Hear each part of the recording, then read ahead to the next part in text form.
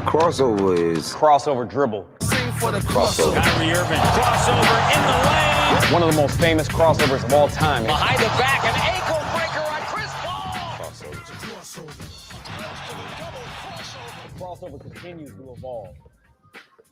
Crossover powered by Everlevel Concrete Repair in Omaha at everlevelconcrete.com. What's up, boys? Happy Friday. Yo, Everlevel. Everlevel. So our friend was back this morning. Paul Feinbaum? Oh, no. Oh. But hopefully on you guys' way here, you stayed in your lane. I didn't see our guy. Did he have his stick? No teal stick. He dropped his stick. So he might have sold it. So what had happened? Sold it for parts. Gary and I were talking. I could sense Gary looking over my shoulder, and I thought, well, maybe he's just not making eye contact right now. And then as this happens every now and then when our friend is out there and he's giving it a prolonged look over my shoulder, look back out that way, and he was hovering around these cars over here towards our sign and was looking into the silver car a lot. Oh. Well, we realized that was actually his car. What? I don't. Well, No. so this guy. I don't think so. We weren't the ones, but the police were called. So that car and police showed up while he opened up the car door and it was sitting in it. Interesting. Yeah. Oh, yeah. So that car. That silver car, by the way, the one that has a flat. Correct. It's missing a back left wheel. Oh, and it is. Yeah, it's not going anywhere. Okay. It's pretty stationary in our parking lot. So interesting. Yeah. What a development. Yeah. So not only does he have a stick, but he has a car. Yeah. So we weren't sure. That is news. So here's what you missed. Breaking to the 1620 The Zone news desk. Yeah. So that went down. But other than that, fun-filled Friday. Hopefully you guys have one planned as well today. Oh, we're going to have a fun-filled Friday. how can we not? We have all this content. I know. Well, you mentioned the Paul part. Oh, Big Al already writes in. First comment, 10:01 a.m. Nice job, Big Al. Paul Feinbaum is a all caps clown. This is great. This is our Wilbon of the month. Yes. Yes, that's Ladies very true. and gentlemen, I'd like to present an award. It's Paul Feinbaum for winning our Wilbon of the month. Yep. Or our Desmond Howard of the month. I know. I like the Wilbon one better because I still hold Michael Wilbon more in high regard than I ever would Desmond Howard. Like, I actually think Wilbon does. Yeah, I'm good with Wilbon. Does his research. He's a talented writer. And so I'm going to give, like, Desmond Howard was a really good football player. I would agree, but I would say did with Wilbon. Did all those things. Did all those things, not so much anymore. Not so much anymore. Well, he doesn't have to as much anymore because he was so good before that Desmond Howard, again, was a good football player. Absolutely. I don't know why he's still a thing when There he you go. talks. I really don't. Make up our graphic, Josh. Wilbon of the month goes to Paul Feinbaum. This is the guy we hate. Is Paul, so I was telling Gary this earlier, Paul, when he went all in on Jim Harbaugh for years, I mean, I said Jim Harbaugh could have literally sent the Feinbaums a really tasty casserole, and Harbaugh would have Feinbaum still would have criticized him. Like, I bet Jim you call this a casserole, Jim? This is again another reason why you shouldn't be a head coach anywhere. I mean, you're just bad at what he does. I bet Jim Harbaugh makes a pretty good casserole. I bet he does. No He puts a lot of thought It's into it. going up. Don't worry about it, guys. I bet he puts a lot of thought into it. I bet he does. He just seems like a casserole kind of guy. He I does. saw him pulling the sled yesterday, and I thought, that guy knows about casserole for sure. But Harbaugh ended up coming out of that thing okay. Casserole is just for people who are too lazy to smoke their own meat. Yeah, exactly. That's exactly what he'd say. It's just the way he goes about recruiting too. This is why Michigan's never going to be relevant. He's going after Lincoln Riley a lot lately too. He's going after many people. He's going after people who have the audacity to have sex with someone that isn't their cousin. Nice, Josh. Wow. By the way, are we streaming on Twitter yet? No, it didn't work. We'll get it. We're working on getting it back up. And then we'll send out that gift from the wire. I want you to tell everyone that we're back up. I'm triggered. Yeah. Triggered.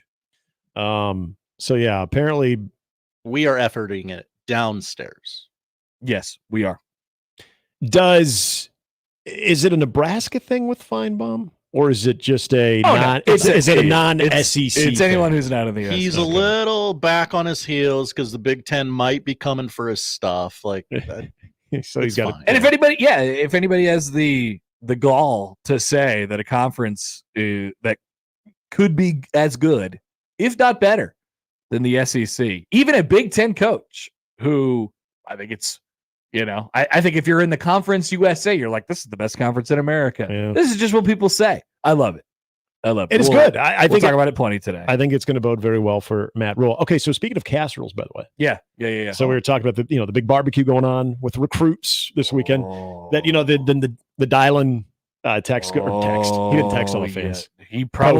He might as well have. It's a very big group text What if you got a text of over 10,000? They should do that. That should be the next big recruiting tool.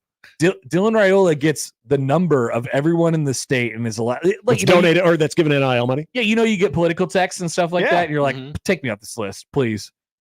I would stay on the Dylon text list. I would not opt out. Oh, it was like, hi guys, it's Dylan Raiola here. I have a message for you. Just want to thank you for your support of last Saturday night's atmosphere. It was incredible. And then it says, press, type in stop to opt out. You know what I would not do? I would not type in stop. I would reply, keep going. Sometimes when you type in stop, it sends you more messages. That I've had that in my experience. Okay, we're gonna stop. Yeah, we're gonna stop, but are you sure? Yeah. But we have given your number to 7 other people who will. And you have now interacted with this, which means you are a human being and you are alive, and so you get more. Were you under duress when you opted out? We just want to make sure that was a fair opt-out. Speaking of which, you mentioned the political things. Oh, now you get phone calls from, and it shows up on your caller ID as that person. Deb Fisher. Yeah, my wife got one from Don Bacon. Oh, that's nice. And she goes, Don Bacon. I said, well, answer. I said, answer it. It just said Don Bacon on there? Yeah, it did. That's and awesome. so I don't think Don Bacon's in my contacts. And it was great. Her hello was like a legitimate hello. And then, hi, this is Don Bacon. Oh, hi, Don Bacon. Hi. Yeah, I know. I wish she would have just carried on the conversation. Then she's like, God, he just talks over me. He gives you no pause in the conversation at all. John Bacon doesn't allow women to talk. That's the takeaway. Yeah. By the way, do we have can we Good. you guys have the dirty details on this? Both of you. The deets? Can we get more information on this 1620 The Zone Big Ten media poll? Do you want the Nick Grimm poll? I want a lot of information. Oh, okay. On just where some things ended up, who voted for what. Sure. Okay. Definitely let's start with young Nick. He's very bullish on the Big Ten West. Okay. The old Big Ten West. That's what I learned from Nick Grimm, is that he is a big fan of the former Big Ten West members thriving. Could you tell me? Interesting. Could you tell me where they're thriving out of captivity of those divisions? Could you tell me where young Nick picked Oregon this year in the Big Ten? Young Nick has them at number 8. Eighth. Mm-hmm. Eighth. Would you like to know where he's got Northwestern? I missed that because I specifically looked at his poll because I knew it would be different.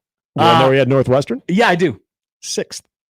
Dear God. So Northwestern. You know where I had Northwestern? Yeah, Northwestern, 18th. without question, out of our media poll, had the biggest range Biggest of spread. as much to 6th, or as high as 6, as low as 18. Did anybody? I guess 2 people picked Oregon to win the conference. It appears. Do we give away the identities of those folks? I think I was one of them. Actually, and one person, I forgot to put this down. One person had Penn State. I'm sorry, not to win, but had him at number 2, which was a mild upset. So Oregon had anything from 1 to 8. Yep. Nick Grimm had Iowa in 2nd. Attaboy, Nick. Way to go. Way to go out on a limb. I love this. In fact, he goes Iowa 2, Nebraska 3, Wisconsin 4. There's that Big Ten West. Then you get Michigan. Then after Michigan, it's Northwestern. Who, just out of curiosity, had Rutgers finishing the highest? Let's see. I had him at 9. Just out of you curiosity, know it's you, Connor. You know it's you. It is. I can't remember where I picked. I think you had him at 6, right? Yeah. Nick had them at 14. Yeah. Nick's not high on Nick Rutgers. Grimm? Yeah, Yes. Nick's not high on Rutgers, but he's high on Northwestern. This is going to be a battle. This is going to be a battle all season long. I love it, though. I mean, and you know what Nick's pick for Nebraska did? It bumped them up to pretty high in our preseason poll because the majority of us had him in a range. I think Gary, outside of Nick, had him the highest at 5th. I'll rattle them off here. Okay. 8th, 3rd, 5th, 9th, 7th, 8th, 7th. 3rd. Yeah, I think I had him 7. I did as well. No, it was really, really good. This is good. Give me some offensive player of the year samplings. Outside of Dylan Gabriel? Did most have Dylan Gabriel? Most had Dylan Gabriel. We did have. I wanted to not pick Dylan Gabriel, but I didn't think there was anybody from Ohio State who was like. I'll give Josh credit. Josh gave Travion Henderson. All right. Not me, the other Josh. Yeah, Josh Peterson did. Yeah. I mean, but the problem is like you have Judkins too. So like right. It's just not. Oh, this was a good one from Bishop. Drew Aller. Okay. Thank you, John. Other than that, yes, it was the Dylan Gabriel show. All right. I assume we kind of went all across the board on defensive players of the year. Yeah, Will Johnson just edged out. Nick Jackson was getting a lot of love. There was a little Jay Higgins in there too. I had a Jay Higgins love. You did. Will Johnson. Oh, Iowa linebackers. Yeah, but Nick Jackson was he would have been the second with multiple votes. Okay. There. All right. So what a poll. Yeah. What a poll. And honestly, our poll is not dramatically different than any of the other ones from like Cleveland.com and what was it, Kings Up North or whatever the hell that. Yeah, the former Doug, Cleveland. The Doug poll. Yeah, the Doug poll. Yeah. But I bet nobody had Northwestern as high as number 6 in any of their I polls. don't think so. Is that the equivalent of choosing Vanderbilt, of two people choosing Vanderbilt to win the SEC? Kind of. It's pretty close. I think it is. Yeah, I think if you're Northwestern, you'd count that as a Big Ten championship. You put it on their new banner outside of your new field, and you say Nick Grimm picked a 6th this year. There's a pregame locker room speech. Yeah. One guy, one man believes in you. Yeah, and they got like a picture of him. They got like his profile picture. That'd be great. John emails in. Hi, John. Josh described young Nick's rankings as quote different. That seems like a very charitable description. They were. I don't know them to be trash yet. So exactly, yeah, you're right. It's like how could we be angry? They're just preseason polls. When you try to do draft grades and you try to give a team an F for their draft, well, how can you do that without knowing how those draft picks pan out? You can't give them an F. You can say, boy, that was confusing because I thought they really needed this. Instead, they went after that. But can I give them an F? Because what if this? What if that's the one? Is the one that pops? What if they instead of that? We're missing on somebody, you know? Like we're gonna, of course. Oh, sure. We're of course gonna be missing on somebody. Somebody from that middle to bottom group is gonna end up finishing in the top 6 or 7 of the conference. What if it's like Michigan State? That would be funny. Yeah. I don't see it. I don't either. But it'd be funny. We all thought Northwestern would not win a game last year. That is true. That's right. And I picked them last. I doubled down this year. I said nothing more for you, Northwestern. Do it again, Connor said. Yep. I'm a David Braun fan, but I can't put him in the top 10. That's just no. I don't have that much confidence in David Braun, who had a much less eventful Big Ten Media Day. I've thought about this week when we were talking to some of the not so great teams in the Big Ten. Somebody, first of all, got picked to finish 18th in a conference. 18th. And somebody will finish 18th. Yeah. And this isn't even ACC basketball. Right. Nope. This is the real thing. Just think if they had a Champions Week again, like they did during the COVID year, that 18th team should not be allowed to play in the Champions Week game. Oh, well, then you'd have to ban another team. Yeah, 17 and 18 shouldn't be allowed. Right. Top 16. Yeah, we're gonna miss divisions. That was a lot of fun that way. It was. You can match them up with the other side, but there's just no fair way to do it.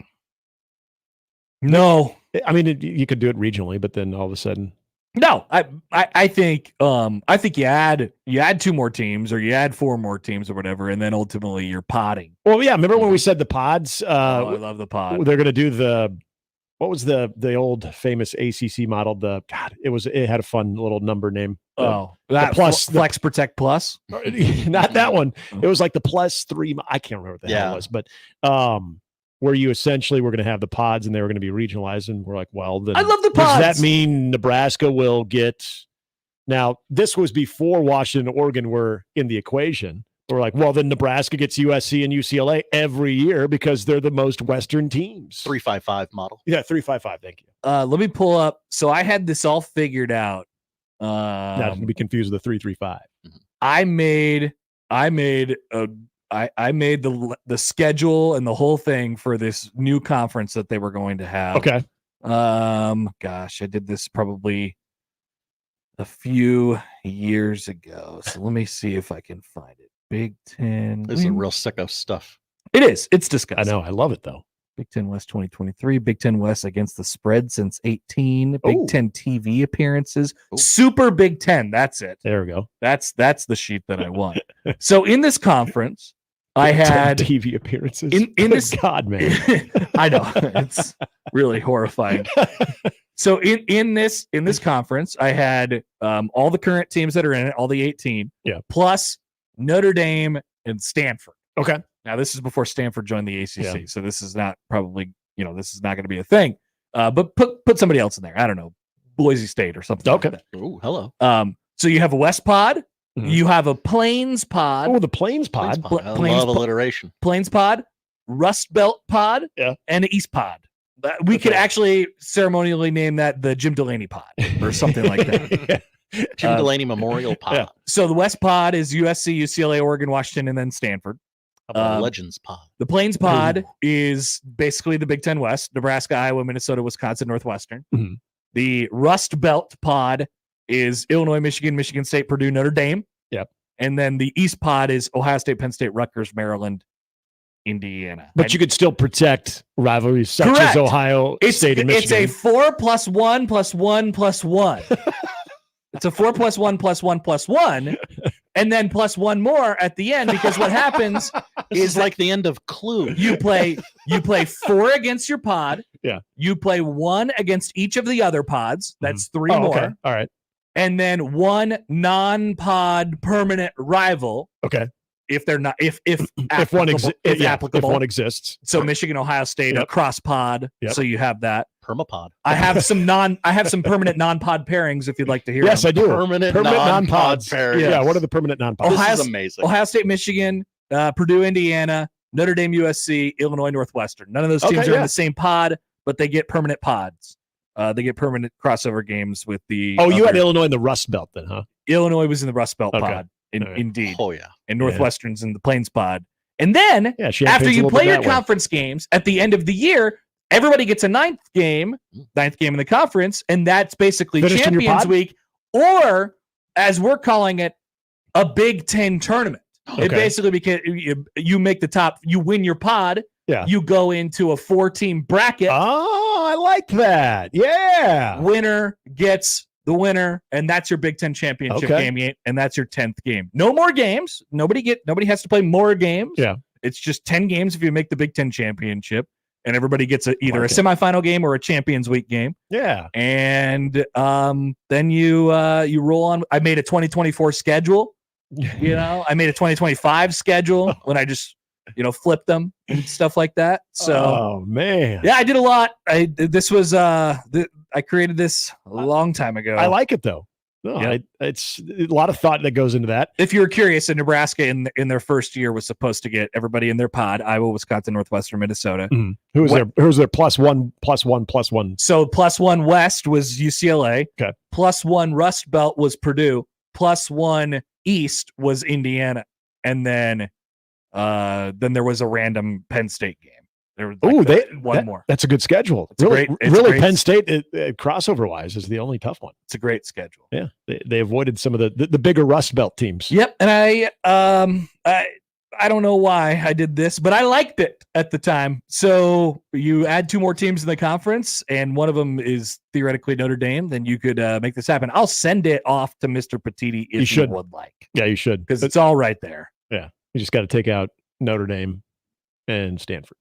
Well, it doesn't really work. It doesn't work. Notre Dame you got to have 20 teams. Right. No, keep that, because we'll be close. Even though they're not, they're done expanding. They're not expanded anymore. Now it can get a little tricky during the Champions Week, where maybe you've played that team already. So I won't say that it's directly match up against your equal in another pod, but it's close. But yeah, if you we're trying to make it close, and the semifinal games are obviously just the pod winners. You have to win your pod in order to play for a championship. So the regular season means something. So instead of the Big Ten championship maybe pitting 2 of the same teams that already played, you might get 2 games in the semifinals that pitted teams that are familiar with, which is fine. You could.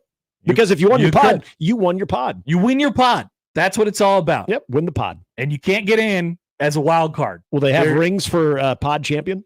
Yeah, if you win, if you're the Big Ten Rust Belt champion of 2024, 2024 Plain Pod champion, the Plains Pod, you get a banner for that. Nebraska would have a good chance to win the Plains Pod in year one if it existed that way. Yeah. Iowa would be the favorite probably in the Plains Pod. Plains Pod that'd be hopping. Plains Pod would be awesome. It would be really good this year. It's the best you get. I mean, it keeps rivalries. It does. It keeps a portion of your schedule the same, and it's fair and equitable. It keeps forced rivalries and then rivalries that we all wish would have taken place, a la Nebraska, Iowa, and Nebraska, Wisconsin. I think this is a great idea. I did too. But it was my idea, so who am I to Did say? you do a segment on this back when you created this? Probably. Okay. Probably. It wasn't just for funsies. Because I really like this. I must have used this for something, right? Just for your own amusement. I'm trying to find out when I created it. It's maybe for some casual bar talk. I can't. It doesn't tell me. Oh no! It doesn't tell me when I created it. So you just did it. But it was definitely before Stanford went to the ACC, right? Yeah, it was right. probably before the 4 teams went into the Big Ten too. Yeah. Maybe it was after USC and UCLA came in. I was like, awesome. here's what we're going for, and let's do this. I'm making a whole new Big Ten for you. That's fantastic. Yep. All right. So that's the next step. It's that we happening. get to. It's happening. Would you guys like to know about some of my other spreadsheets? Oh yeah. Yeah. What do you got? What are some of the categories? Let me list some here. Mhm. So I have, of course, this is the one I click on the most: the scholarship distribution. You love that one. Yeah. You're gonna have to seriously look at that.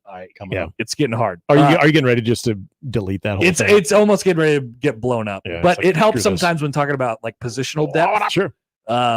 So then I have one that says Rule plus Nebraska. And then that's just all of the turnover and sack stats from all of his years of head coaching. Okay. So that I use that one quite a bit. Which is very appropriate given the conversation of Big Ten Media Days. My drive chart, which is I love going the drive on chart. a few years now. Very, Nice. very helpful. Yeah. Big Ten 1,000-yard rushers since 2015. Not a lot of Nebraska. on that. No. One, indeed. Divine Ezekbu. Yep. Big Ten schedule. What do we think that is? This is just like me trying to track the big that's pointless. I don't need that. Rule run pass splits. Ooh. Are you interested in what's on there? I kind of am. Now, does this go back to his time at Temple and Baylor? It does. Even Carolina? It does. Okay. So I have raw numbers and I have sack adjusted numbers. Okay. It might not surprise people to hear that they ran the ball more than any other time in Matt Rule's career last year by a long shot. That's what happens when you're dysfunctional at the quarterback position. Indeed. Mhm. Indeed. So there's some good stuff in there. Wow. All That's right. nice. Don't ever lose that. Big Ten win totals 2018 to 2024, excluding 2020. Why would I have made that? I have no idea. What was Nebraska's win total in 2018? Okay. I could find you that. 2018. These are just postseason win totals. Oh, That's okay. pointless. I thought it was going in the season. Once what the again, win total all was. information that is researchable. I'm on trying the to remember internet. what the hell Frost's first year win total was. Rushers since 2018. This one's actually helpful because it tracks how much Nebraska runs their quarterback and how much they suck when they run their quarterback. So that one's nice. That is good. MLB picks and win totals. MLB games I've attended since 2012. They keep track of that on the app now. Yeah, they do. Mhm. Wait, but I like to have it on a spreadsheet just in case. That's good. Just another Nebraska basketball margin of victory at home, PBA. Ooh, what does that mean? spreadsheet. I think you know what it means. Dubuque performance. That's Is that when you're at Diamond Joe's? Indeed. How much money you walk away with? Yeah. I think it's the golf part. But yes. Okay. Last year's picks sheet, Josh, useful. So Josh won a It is championship there. 64%, I believe. QB pretty good. portal carousel 23-24. Okay. That's Matt another good Rule one. coaching game log. Big Ten West against the spread since 18. Against the spread? Yeah. Wow. Scott Frost era results. Wait, are those in separate categories? Not Yes, good. those are different sheets. Okay. Nebraska defense since 2000. What do we think is on there? Oh, just what they did. Total defense and then against the pass, against the rush. I don't know why I would Sacks, have needed to turnovers. look that information up. Probably you just want to see how the black shirts are evolving. Or devolving. Yeah. Evolving. Yeah, sometimes it's going in a different direction. Big Ten TV appearances. We've used that a couple of times. Have we? On the show, yeah. Big Ten TV appearances. Colorado, Nebraska size roster comparison. That was for Tiny Baby Buffs. Tiny Baby Buffs. Yeah. That was April of 2023. And actually, Colorado's had bigger beats. Yeah, it turned out they had bigger players on average. Actually, something came from that. Well, do you think? Okay, here's a good question. 4+ star recruits, Big Ten era. Sorry, remember how they were getting that stuff was getting back to Colorado of the Tiny Baby Buffs? Yes, we were providing the bulletin board material. Did their wide receivers do a shirtless photo of them flexing? Oh yeah, because of what happened last year with Tiny Baby Buffs. They definitely heard. Yeah, they definitely heard. Like we're not going to let them make that mistake again. We're going to show them how big we are. Top rated QBs. What was the one that? Oh yeah, I want to look at this Big Ten TV appearances. What does this mean? We have done it, and your takeaway at the end was, how big a brand are you? That's right. Okay. So I have this track back to 27. Oh, I guess I don't have. What year is this? 2020. This will be 2024. So I don't have last year on this yet. Okay.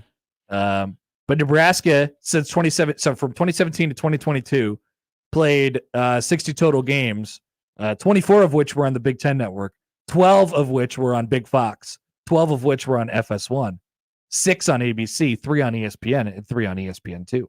Then we're going to throw in some Peacocks and the CBS's on there. Yeah, there were some deucers. Yeah, that was definitely very useful for one day. Maybe we'll never go back to that.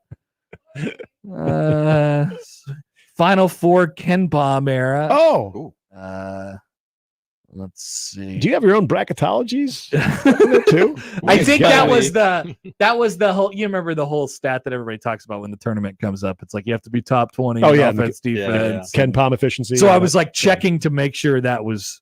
Is Creighton in both? Okay. Yeah. I mean, I appreciate you do the legwork, but I feel there's a lot of people in that industry that do the legwork for you. They do. But it's good. I mean, you're keeping these, and then you can go, well, back in 2018, according to the Ken Palm efficiency that I have. What's this? Connor baseball. likes to check the numbers because we checked that Cleveland.com story. Yeah. And they didn't even update the story. Yeah, that's right. The numbers didn't match up. It was the Nash Hutmaker. It was kind of copy the paste. Nash Hutmaker Pro Football Focus thing. Yeah. They were like, Nash Hutmaker had 7.5 sacks last year. It's like, no, he didn't. He's Nebraska's highest returning producer. Well, actually, no, he's not. Nope. But so it's good to have the numbers. Yeah. What's this? Try. Trip baseball. Ooh, what is that? How many miles you drove? Okay, so yes, I was going on this long road trip, this long East Coast road trip. Yeah. And I was tracking all the cities that we're going to go through and if they were home or away during that period of time. And, by opportunities to go to some of these games. I don't know why I had Chicago. We didn't go through Chicago. So this is inaccurate then. No, it's accurate of the games that they played during that. And I even had the promotions, some promotions on here. One of the nights, I think this was actually the night we ended up going to the Red Sox against the Royals at Fenway Park. It was the Rafael Devers bobblehead night. I think I have a Rafael Devers bobblehead. Well, who doesn't? But only my spreadsheet was able to tell me this. Nice. If I would have gone to Pirates against the Brewers on Thursday, July 1st, 2021, it would have been $1 dog night. It still was $1 dog night. Yeah. Play dogs for $1. $1 dogs night. That's a long commitment. Yeah, that's nothing with Bark of the Park. And can you do a $1 dog night on Bark of the Park night too? I don't.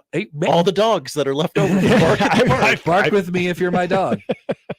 Connor, we have a visitor. What's this? What's going on? This is cool. Oh my goodness. Look at this. Diapers. You know what? Why did we not throw you a diaper keg? That's a great question. What the heck? Keely, wow, thank you. This is amazing.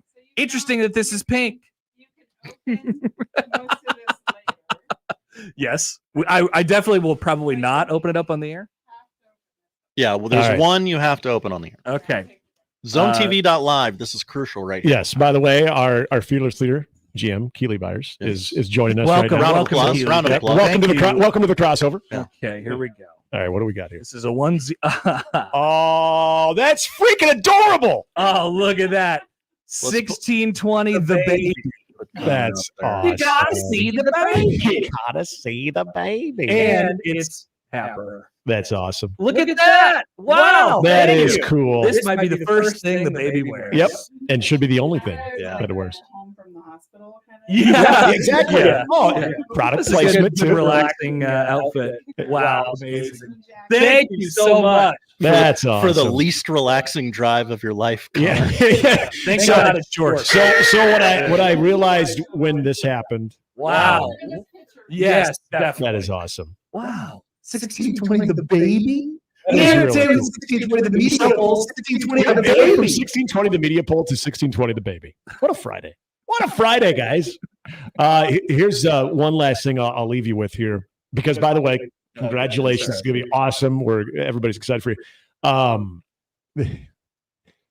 When you get so excited to take a little boy or girl home, and then once they're, the wrapping was very pink. Once they're in that car seat, and Josh, you know what I'm talking about? They're in that car seat. You're like, Christ, there's no going back. These nurses that were so great to us before. I'm not ready. Yeah, I don't think. I mean, once we leave, we're not going back. Those nurses can't help us. It's all on us now. I have thought about this moment. Yeah. So that drive will hit different than most drives home from a hospital. I have thought about this moment. Yeah. Yes, you're just like, okay, this is ours now. We have to figure it out. You know what though? You're gonna figure it out. That's the beauty. We say luckily in hindsight, we had a 4-day stay at the NICU. Very minor problem, not anything severe or anything. Yeah. But during that 4 days, I got to fleece the nurses for information. Like, what do I do? Oh yeah. Now that the baby's out, what do I do? So Josh, same thing with us. Reese, if Reese was born on a Friday morning, if he was born on Monday, we wouldn't have had to stay in NICU. But he came just early enough to where he beat that 35 week. Yeah. Kind of a blessing in disguise. And his bilirubin number was a little bit higher than they wanted it to. So he had to stay the minimum that you can stay in NICU. And see, I don't even know what a bilirubin number is. It's the like the jaundice thing. You'll all these things you'll be very familiar with. Yeah, see, the problem is I definitely have a lot of questions. Yeah. But I wouldn't know where to start. What questions do I And ask? You're going to where we went as well. The nurses are both from NICU and just labor are amazing. Delivery are fantastic. They're some of the greatest people. But yeah, they take such good care of your kid. So then when it's in your car and it's your responsibility, you're kind of like, yeah, that's hey, hon, did you get that nurse's number in case it snowed? It was a snowy drive. Oh no! Did you drive like 5 miles an hour? Yeah. Did you put the chains on the tire? Around me, damn it! Come on! I got the flashers. I think we're gonna be taking the back road. So.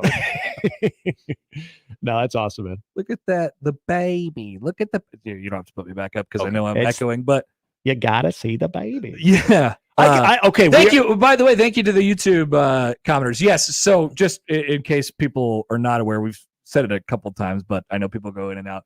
Next week we will be having our first child, so I'll be gone for a couple weeks here. Yeah.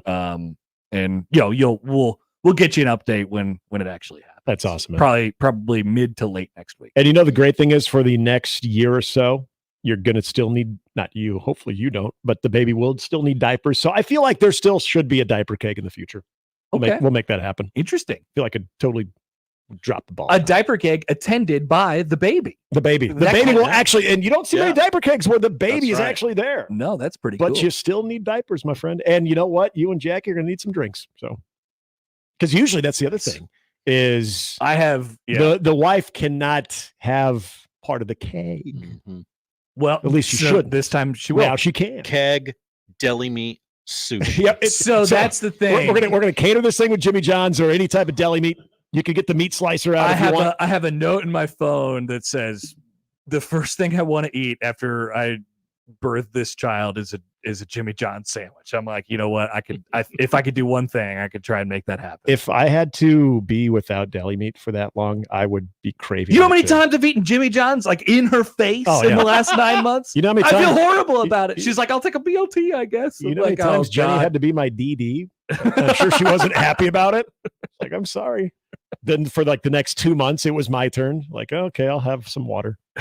Give me an iced tea, would you? She's going to be drinking tonight. Yep. And good. My wife was watching and listening during that time, so she knows this is coming home. That's and awesome. Whatever's in that bag, I don't know, but the diapers will be important. Yeah, that's a good thing. Good that you know that. Yeah. Have you guys hit up some? Have you guys hit up garage sales with baby clothes? No, didn't realize that was a big thing, and we did. It's amazing. And I'm like, wow, that's actually really, really helpful. I think this child already kind of has more clothes than I do. Perfect. Yeah. Yep. So that's great. I only wear about 3 shirts, so it wasn't very hard. But you change up your hat game. I do. Your hat. You probably have more hats than you do shirts. Yeah, I get the baby some hats. Yeah, that's okay. I definitely have more. I have a lot of shirts. I just don't wear any of them. I wear, like I said, 3. I started cutting a lot. Of sleeves off for like yard shirts because I don't wear the certain shirts. I'm like, you know what? If I need a candidate for a sleeveless one, not that I need to be sleeveless, but when you're mowing and sun's out, guns out, my friend. Dude. It's 100 degrees out. You're mowing. It's so hot. It's less clothing. I'm never a guy who's going to take a shirt off when I'm mowing. Never will be that guy. By the way, one final thing here. We have some demand for 1620 the onesie. Interesting. I bet Joel has put his child in a gigantic T-shirt. It's like a Snuggie onesie. Yeah. A regular human-sized T-shirt. Could there be a store coming your way soon? And we can maybe even customize it with your name on We could have our like listener line. number 1. Yeah. I like that the baby looks super interested. Just put P1. A P1 now has multiple meanings. Oh, jeez. Thank you, Keely. Wow, that's great. Yeah, that is awesome. That's fantastic. I appreciate you guys. Look forward to seeing you when we do, and we look forward to hearing all about the excitement. Oh yeah. Well, I got some stuff to mess up before that. 3 more hours. 3 more hours to take. I gotta flush out. You got the bag pack? Because the take spigot will be closed. There are no consequences for his takes the next these next 3.5 hours are gonna be amazing. So tune in, everybody.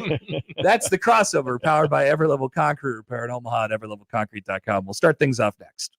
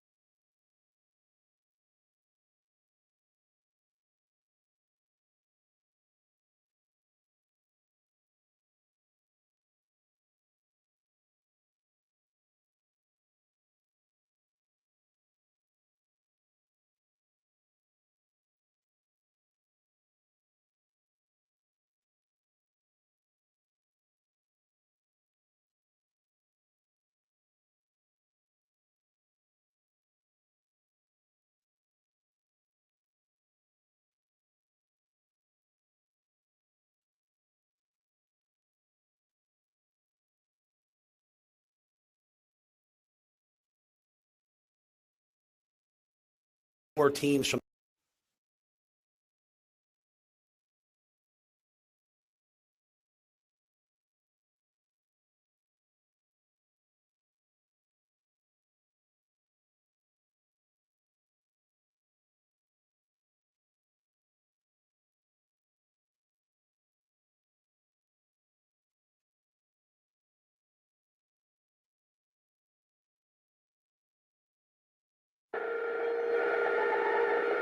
It's the Connor Happer Show.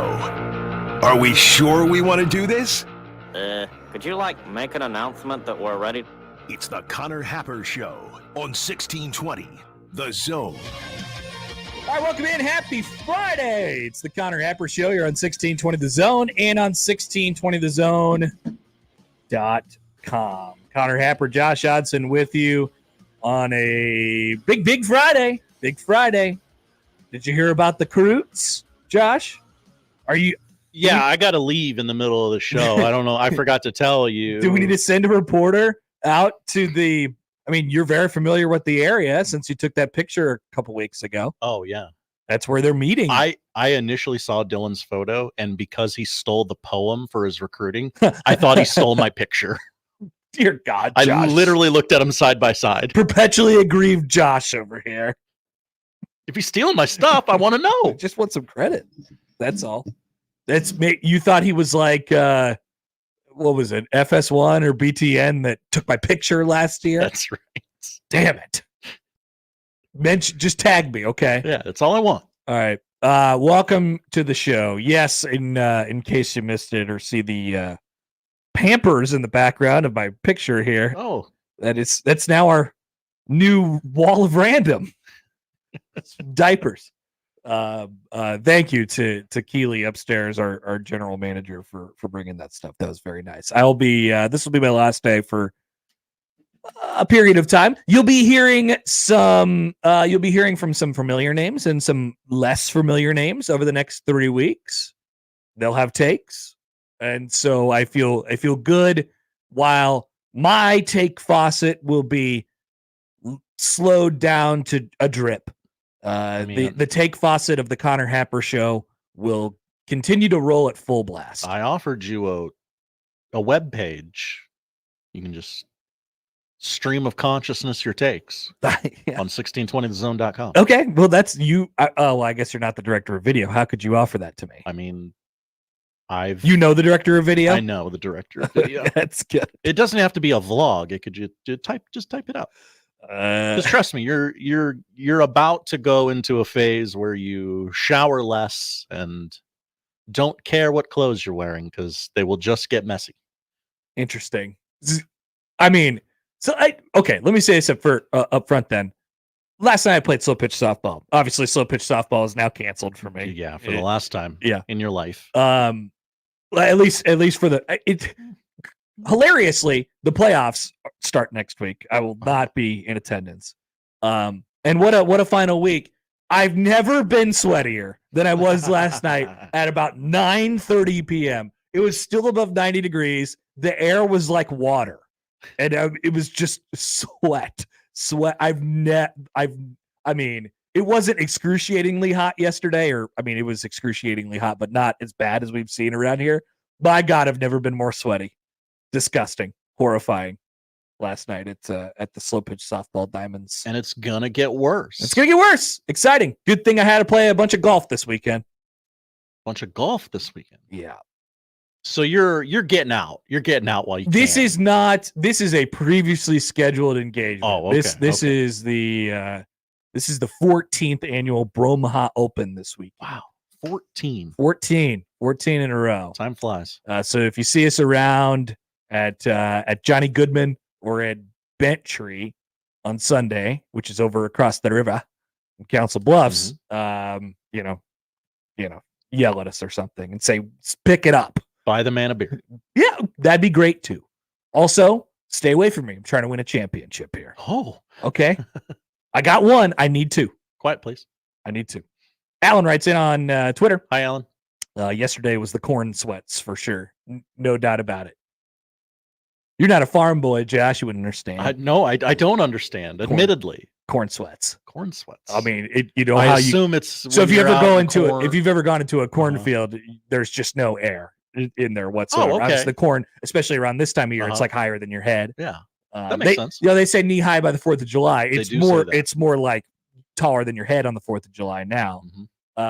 And so you go into the cornfield and it's just like there's nothing. You got nothing. That's how I felt. I was in a cornfield all night last night. Wow, big time corn sweats. Also, I'll have a delivery probably of corn by the time I get back. Remember I brought all that corn last year? That was good corn. Oh yeah, I got corn. I'm of corn. Sign the Oddsons up for more corn. You got it. I'll probably send that email out before I come back. I'll say, who wants the corn? So I'll come bearing gifts. Hello. Something to look forward to. Welcome to a Friday show. Today, we will talk to Bryan Munson. It is a gigantic recruiting weekend. As we mentioned, we will talk to Munson here in just a few short minutes. Brian Christopherson, fresh off Media Days at 11:30. Stephen M. Sipple, fresh off Media Days at 12:30. And Sammy Jacobs of the HoosierHuddle.com. Hoosiers, Kurt Signetti is very loud. He likes saying things. He said things. He says cuss words even at the big podium. Oh, my. Was he the first coach ever at Big Ten Media Days to say naughty word at big podium? I missed that. Dropped a BS on him. Whoa. Yeah. What did Big Ten Network do? And he is very excited about Indiana football. Like no man has been excited about Indiana football before. How could you not be? Maybe Tom Allen, but he's now the defensive coordinator at Penn State, which I just remembered this week. Oh, wow. So that's the lineup. Powered by the Referees, John Higgins Weather Guard. Want to hear from you guys, 402-951-1620. On the 42 Degrees of Source hotline, call or text that number, tweet at Happer Show, at Connor Happer. On the JTech Construction Zone Twitter feed, email Connor or Josh Show at 1620thezone.com. On the Equitable Bank inbox, got a couple there that we can get to after the break. Also, we'd like to say good morning to the YouTube streaming audience. Hi, everybody. ZoneTV.live. Trust me, I told people, I promised people to be back streaming on Twitter today. We're just going to need a little bit more time. Apparently, the process is definitely moving now. Elon likes to ask a lot of questions. Yeah, he's got a lot of verification. Interestingly enough, he's got a lot of verification processes that he has to go through. But the wheels are moving on that. We'll be streaming probably back on Monday. So get in touch with the show, say hello, and drop by and hang out this afternoon. A lot of other things I want to get into. I want to ask Josh, Mr. Cancel. Josh loves canceling things. It's become a bit. But when confronted with the possibility of canceling his own baseball team, will he take it? Will he take the opportunity? It's only July 26th. There are trade deadline deals to be made. But are Josh's Atlanta Braves dead in his own mind? We'll discuss. Tune in and find out. We will discuss. I don't think he likes the mood right now.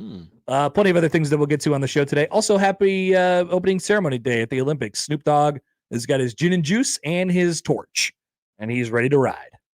The athletes are wearing their Ralph Lauren. And very cool. Oh, my goodness, their fits are rad. Yeah. They're filling up the boats. Yep. They're ready to get the boats going.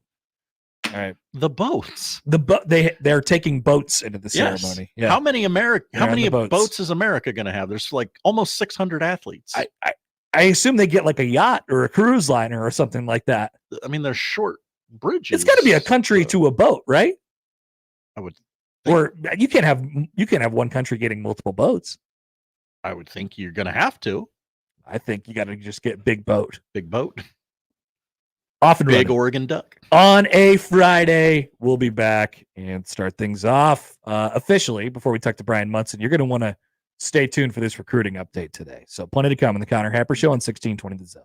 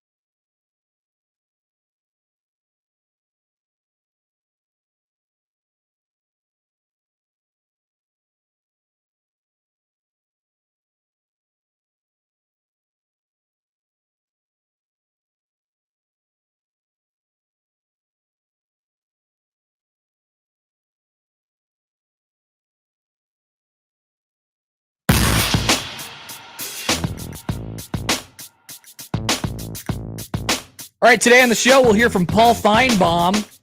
Wow. Yeah, I wonder what he's talking about today. Oh, my cousin looks pretty hot over there. He's You guys. You guys. a little twinge of Elvis in there, Josh. Sorry, spoiler alert for the odd news. Yeah. We'll get to Paul coming up during the show today. Elsewhere, is Oregon the Big Ten's new bully? Remember that Sports Illustrated cover from more than a decade ago?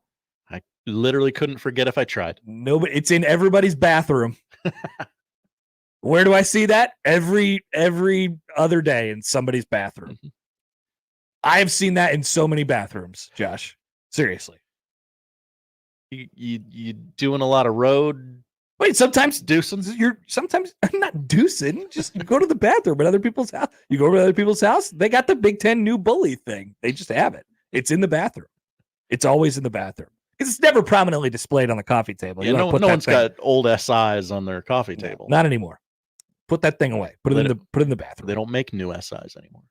Young Dylan has requested fans' participation in Cruton.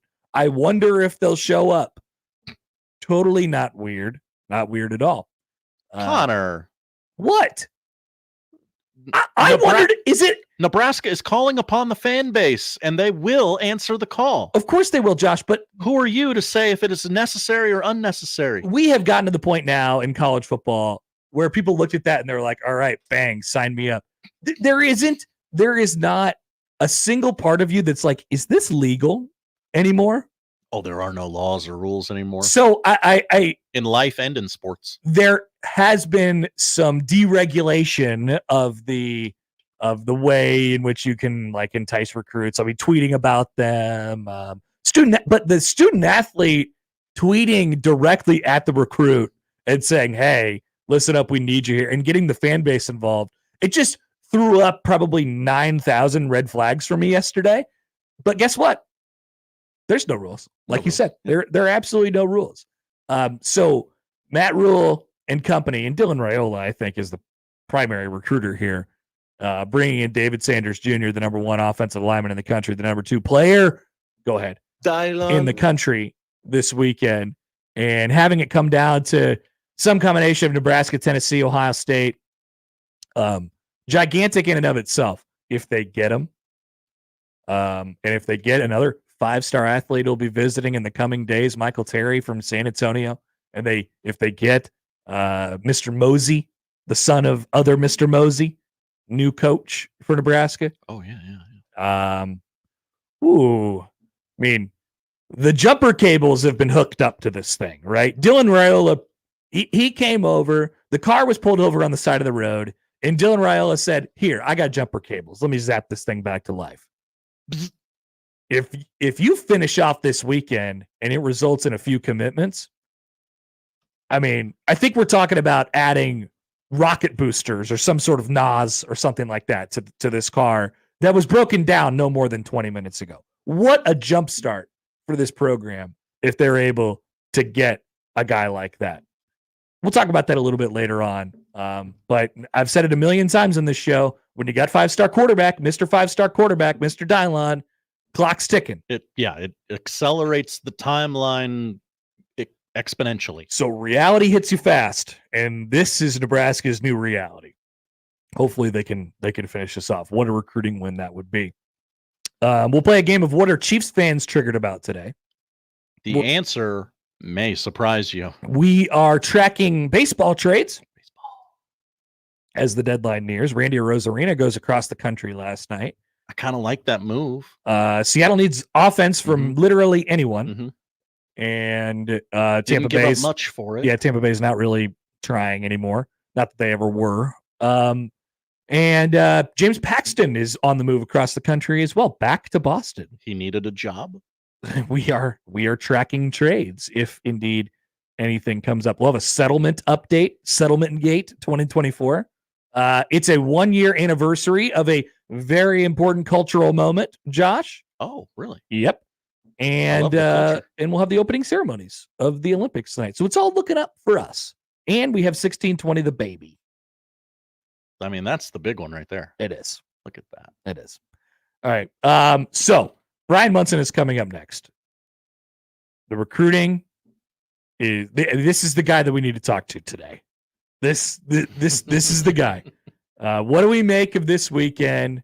What if it doesn't go Nebraska's way? What if it does?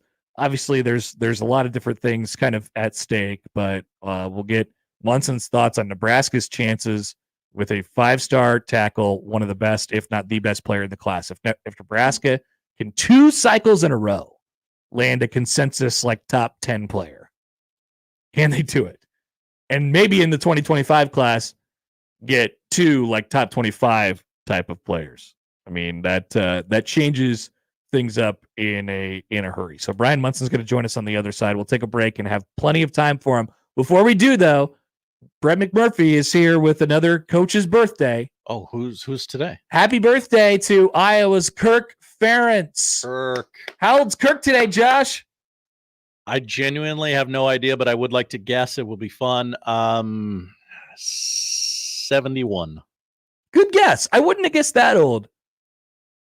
Kirk Ferentz is 69 today. I was going to do that, but I didn't want to be the horny show, and I didn't. Oh, man, I should have just. Your reputation precedes you. Kirk Ferentz is the Big Ten's oldest head coach, and he is the 3rd oldest overall in FBS. Happy birthday to Kirk Ferentz, 69 years old. Also, nice. Major Applewhite, who's 46 today. Major? Yep. Major Applewhite. Happy birthday, Kirk. All right, back after this with Bryan Munson for a big recruiting update next on 1620 The Zone. I'm a fabulous driver. The Connor Happer Show. I'm one of the best friends you could ever have in your life. On 1620 The Zone. I hate you.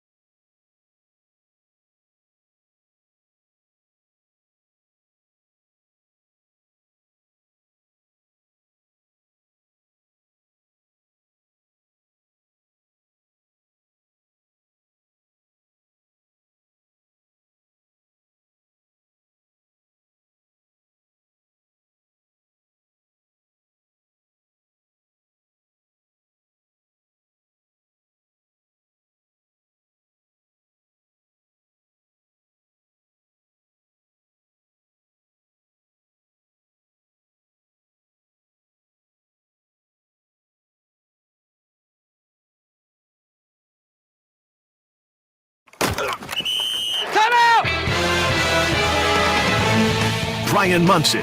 Hey, long call. Comfy left zoom buster. 63 bang. Z Maui. Alert. Paradise Z Burger Y Wrap on one. Husker Online on the Connor Happer Show on 1620 The Zone. All right. It's time for a big fat Cruton update with Bryan Munson of HuskerOnline.com. He joins us now on the 42 Degrees of Source hotline. Hi, Munson. Happy Friday. Hey, buddy. I guess we got some stuff to talk about. I think we do. I think we do indeed. I mean, let's just go like bigger picture here first. Just like Nebraska getting the opportunity to host a couple really, really high profile players. In this week where they've done a lot of work in June and July and got their class. I mean, these guys would be kind of icing on the cake, and I think they're in a position where they can really throw a lot of eggs into their baskets as well. I mean, what does it mean I like what you did there. Just to have these guys here, it feels like they're going to get the full experience this weekend. Yeah, so there's 3 big-time 2025 guys that'll be there this weekend, starting first with 5-star plus offensive tackle David Sanders Jr. out of Charlotte, North Carolina. Everybody was waiting on the word that Sanders would be visiting this week. And to the point where I was playing dumb around the message board, like, who's Sanders? Like, one of those deals. Like, I don't know who you're talking about. This is big. I look, we're reading between the lines here. Sanders, released through Steve Wiltfong yesterday that he will be making 2 trips. He's going to go see Nebraska and he's going to go see Tennessee. What we're hearing unofficially is that those are probably his top 2 teams.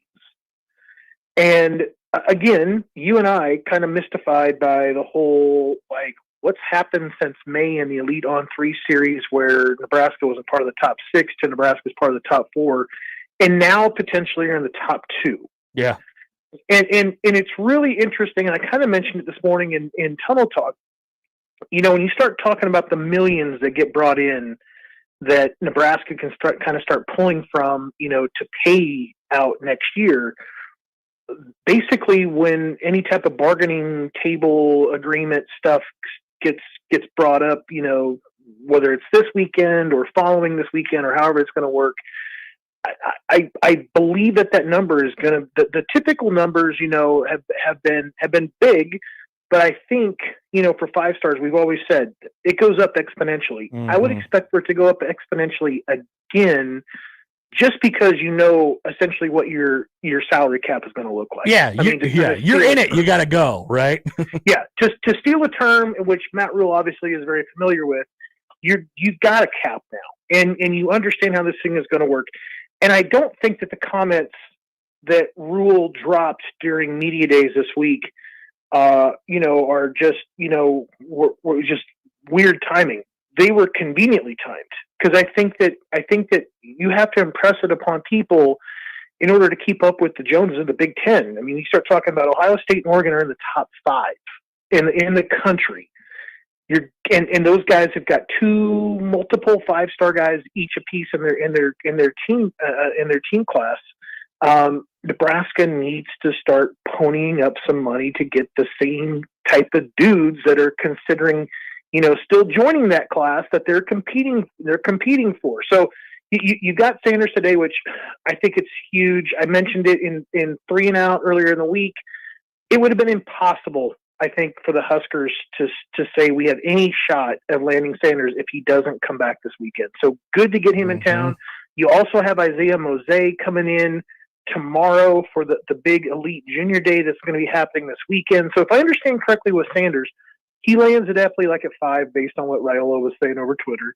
So you go out there, you can hang out there, and I think he kind of does, get to Lincoln, kind of get caught up, and then head directly over to the school, be around, part of the day Saturday, then fly back out for Tennessee.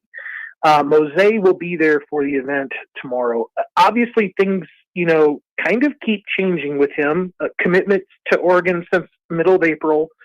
Took an official visit to Nebraska in the middle of June, a month ahead of his dad joining Matt Rule's staff.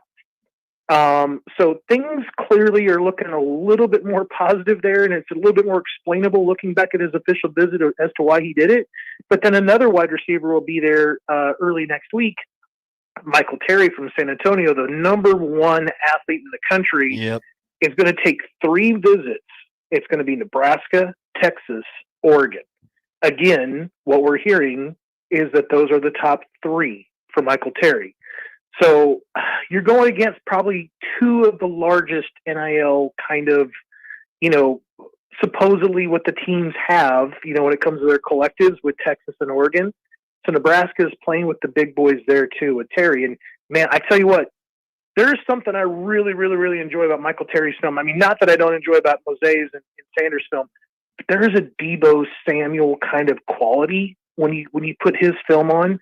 And I think that all of these guys, all 3 of the guys that we just talked about, they all understand that the path to Nebraska, the path to the football field, the playing field, is definitely easier through Lincoln in comparison to other places that they're kind of going to. Now just make NIL right, and I think you start talking about really being in a position to get these guys to Lincoln. Let me read. I want to talk more about Sanders too, but I was struck by this looking at Michael Terry's On3 profile. I love reading the little paragraph blurb about them and just what people are saying about the kid in general, not just the athleticism, but the kid.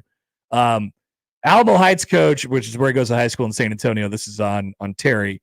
Ron Ritteman said he's yet to find something that Michael Terry can't do in the football field. He could run, he could jump, he could catch, he could throw, he could tackle, and he can block. I haven't found anything the kid can't do, to be honest with you. He plays multiple positions. Last year we taught him how to rugby punt, so he could do that. I think he scored 2 touchdowns out of a rugby punt formation. I haven't really found anything he can't do. The God-given talent he has with great work ethic is what's making him so successful. During his junior season, Terry accounted for 1,588 offensive yards, 32 touchdowns, including 564 receiving yards, 995 yards on the ground. He also had 15 tackles and an interception on limited action on defense. Quote, he's a very special player, but he's a really special person. He's just a great kid and a hard worker. He's got a bunch of God-given talent, very humble, great parents, great family. He just checks every box of being a coach's dream. And so that just makes you drool, obviously, as a Nebraska fan. Well, I think along the same lines, and I think it's awesome you read that. People can go out there and get similar scouting reports on most of these higher profile players that we just kind of talked about. There'll obviously be one for Sanders. I don't know about Mose, but along those same lines with all 3, I'll just say this. I think that not only are these 3 players incredibly talented and they have the rating kind of go along with it, I think that Nebraska feels like they are their kind of guys. Yeah. Like they are the right kind of kids that they want to bring into the program. And it's not just like we're taking a risk because we have a character problem, but the kid's so talented, we think we can go ahead and work with it. I've heard about those types of stories before. That is not these 3 players. That is not these 3 recruits at all. I feel like these are the 3 kind of guys that they feel like we're going to hang our hat on those types of guys when it comes to our evaluation process.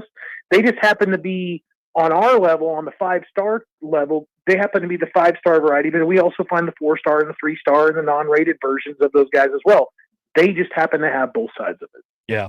Bryan Munson of Husker Online is with us. Back to Sanders. This is something we've mentioned with him before. David Sanders, the number 1 offensive lineman in the country, who's visiting this weekend. And coincidentally, Dylan Raiola, like you said, is now. I was just looking at Dylan's profile, by the way, and it looks like he's taken down that tweet. Interestingly enough, I wonder, the old school recruiting brain in me, Munson, threw up about 5,000 red flags last night when I saw that. So it's no surprise that it's gone. Anyway, on Sanders, the Raiola part of this is obviously gigantic.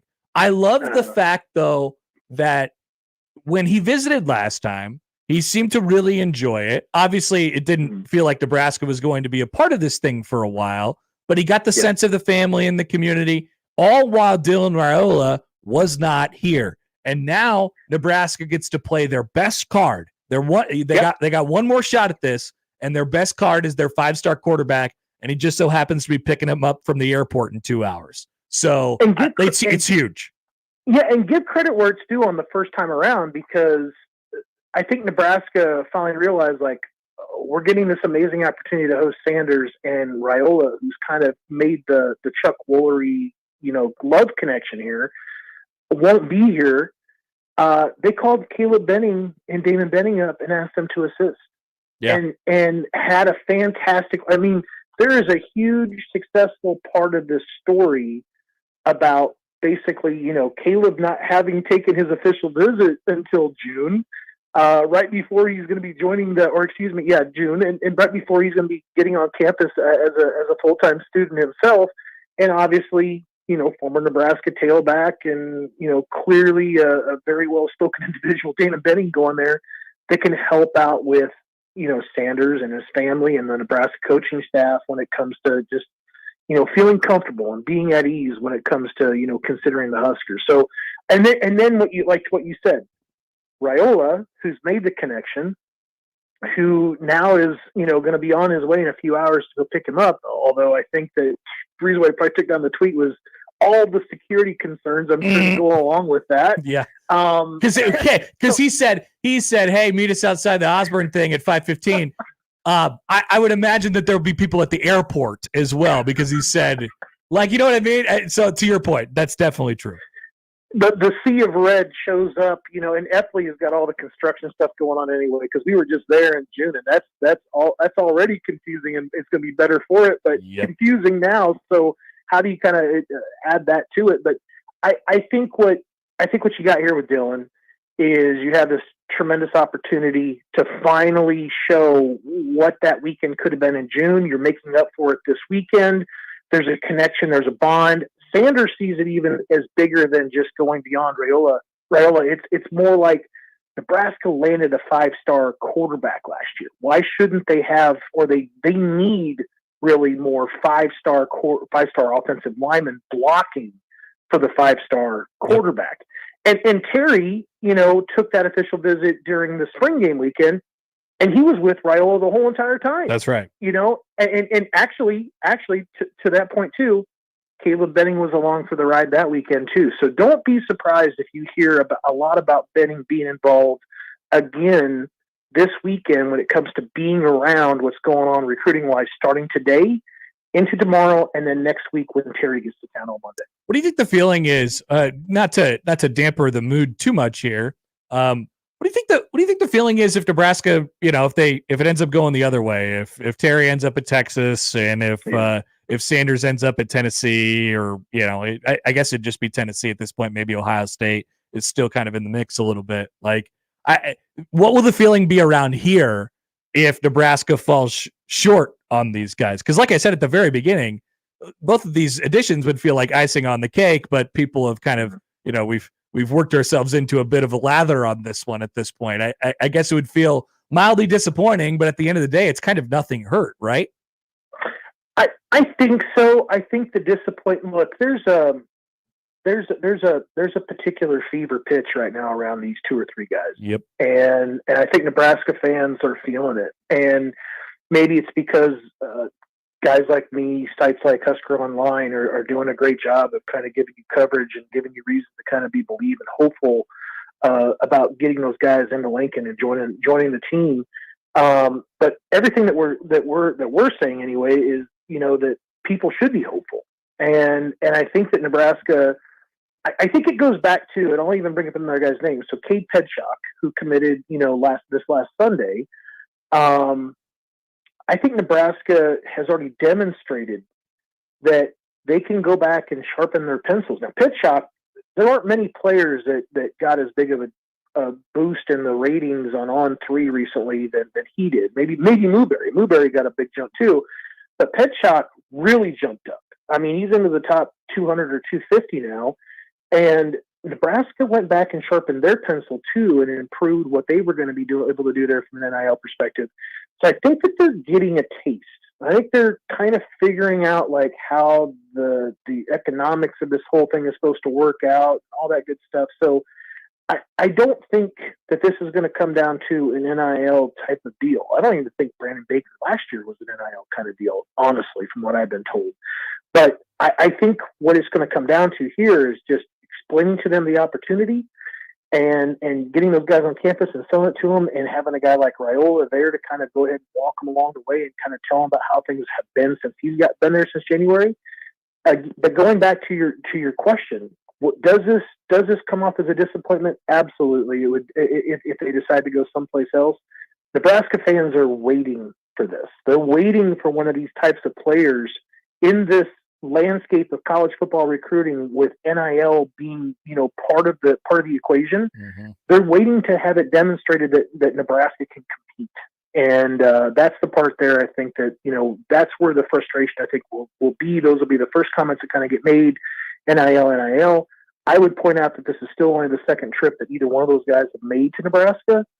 But at the same time, you hope that the NIL game and the NIL approach is maturing for Nebraska as we kind of take a look at how that salary cap thing is going to work next year. Well, Munson, we very much look forward to whatever coverage comes out of this. We'll be seeing stuff on Twitter in a couple hours when the madness starts around here. But thank you for the coverage. Appreciate it. We look forward to whatever comes out of this weekend.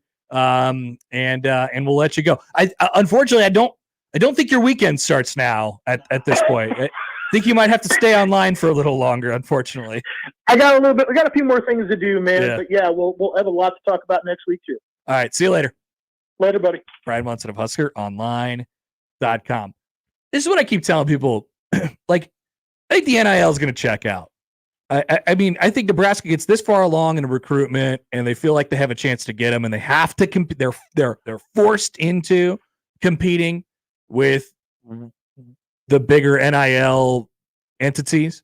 Then they'll be there. They'll make it happen. The fan base will make it happen. The people in charge of the NIL, the 1890, will obviously make it happen. I think what Nebraska is not is a program that goes around there, starts throwing money out there, and gets interest that way. Let's just buy a team. You have to be interested in the school first and what they bring to you. And I think it's such a interesting position that Nebraska comes from in the recruitments of these two players. In Terry, it's Nebraska. We're talking about Nebraska, Texas, and Oregon. Nebraska, Texas, and Texas A&M. It's big time programs, right? In the case of David Sanders Jr., it's Nebraska, Tennessee, and Nebraska didn't even make the top 6, but now they're in the top 2, it seems. Nebraska, Tennessee, maybe Ohio State's there, whatever. Nebraska, in these recruitments this weekend, can position itself as the school that is a little bit different, that brings something different to the table. So that way, when you hear it afterwards from the recruit, you say, man, I've seen a lot of these kind of rewinds on these top 5 guys, and they're like, I just had to make a decision at the end of the day. Ohio State felt like this, Tennessee felt like this, Florida felt like this, like top schools. They're all bringing you big time NIL money. It's just kind of about the feeling when you go there, right? It's just a vibe at the end of the day. If everything else is equal, it's just the vibe. And I don't think in Nebraska's case, everything else is equal because they haven't won as much as some of these programs. Right. But they are in position. And so now you can position yourself as the school that does it a little bit different. And when you come here, it feels different. And I think that stands out when ultimately he goes back to Charlotte and makes his decision. And when ultimately Michael Terry goes back to San Antonio to make his decision. I think that's what Nebraska is hoping to push this weekend. Obviously, you're going to get a great NIL deal. You're going to have a great experience. You're going to play the 5-star quarterback, all these things that other schools can offer.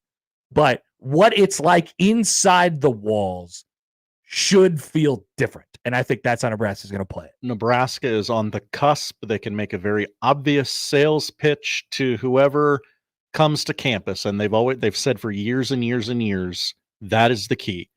Get these players on campus and it will take care of itself. Indeed. It doesn't work out 100% of the time. That's why I asked the last question. Like, what if it doesn't? But yeah, we've worked ourselves into a little bit of a frenzy on this one. I sure have, Connor. Josh, you got the recruiting? You got the recruiting fever? What? I've never seen this on you before. I don't like recruiting. What if, and follow me on this, what if Nebraska never lost again? I'm not even doing a bit. Josh just turned into an aggregator account. What? Incredible. I never thought I'd see the day. What if we're done wandering through the desert? What if we're here at the promised land? I swear I'm not doing a bit. No, Connor. Are you sure? I don't know anymore. I have great concern right now for the way that you're acting, Josh. This is uncommon. We are in uncharted waters. What if we're here? What if this is it? What we've all been waiting for the last 2 decades. What if it's a mirage? You walk through the desert, there's a big pool at the end of it. It's like, no, there's not. I am ready to get hurt again. All right. Put yourself out there. That's good, Josh. More on this and Big Ten Media Day's thoughts from Bryan Christopherson of Husker 247. He joins on the other side on 1620 The Zone.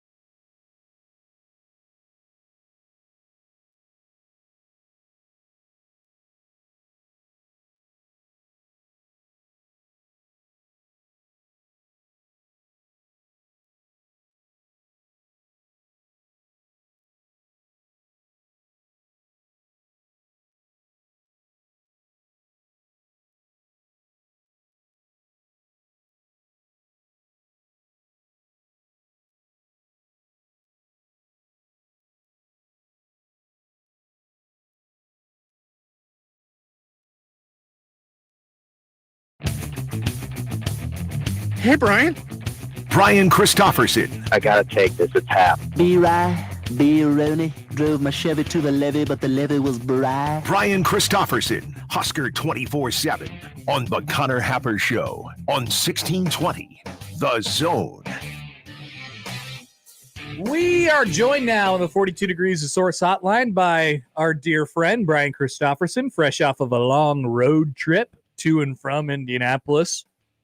Joining us now. BC, good Friday afternoon. How are you? I'm all right. My voice is a little shaky. I don't know. Might have just a slight bug, but I'll play Jordan flu game here. I'll be fine. You got a little bit of the. This is the best time. This is the best portion of sickness to be a radio guy. You just, really? You dive deep in. You can go a little lower whenever you want. You sound great, actually.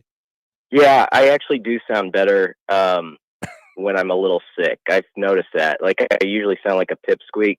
I feel like it does give me a little, I don't know, something that I need. So I don't know if I could find this voice when I'm not sick somehow and work to get there, but I would like to, actually. Let's start smoking cigarettes. That's what you have to do. Yeah, I might have to, yeah. Brian Christopherson's with us. Okay, so you wrote about Dylan Raiola today. He's he made more headlines. Obviously, people want to ask about him and talk about him at media days this week as a quarterback. But now he comes into the forefront as a peer recruiter, which is another, one of his prime responsibilities as kind of the face-ish, I guess, of the program right now. We're an airport greeter, I guess, if you will, as you wrote. Yeah. Let me go big picture here.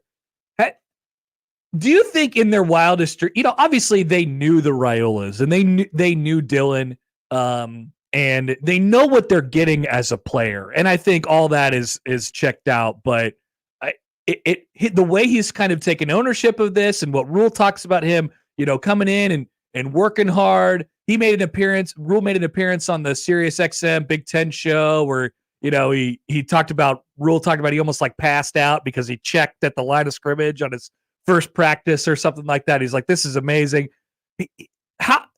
Taking stock right now, it feels like Raiola has been everything they've dreamed of and more before he's even played a game.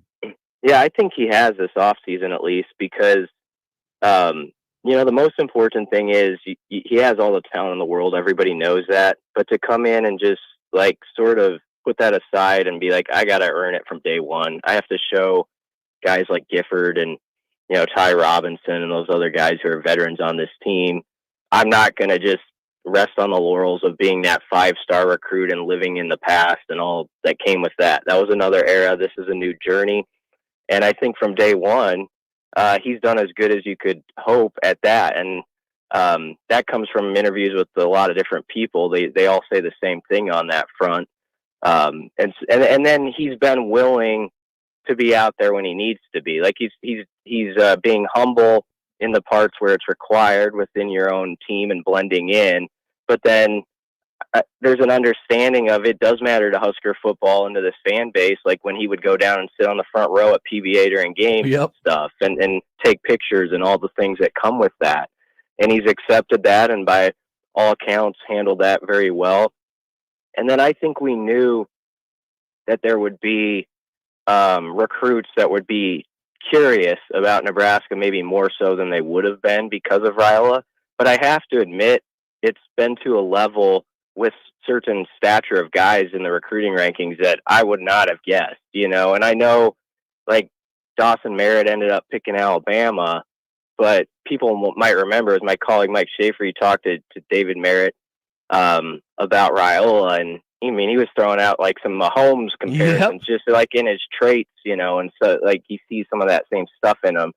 So he has that it factor that I think the guys who are making their decisions right now, including David Sanders, look at and they say, whatever Nebraska football was the last few years, this could be a different direction because you've got the main spot hopefully taken care of in a big way with that type of quarterback. I just can't help but think that it might be, maybe I'm not giving enough people credit for saying it this way, but not only did they hit the jackpot in getting a 5-star quarterback who just happened to be the son of an all-time great offensive lineman at the school. They got him in the late, commitment and all that stuff. But I think the part that is really going to pay dividends, it seems, for Nebraska, at least before we hit the field, is his image, the way he goes about his business is exactly the way Matt Rule wants. Like, I don't think that could be understated. You could get a 5-star quarterback and he takes over as the face of the program and it kind of becomes a a different thing, and then there's a give and take there,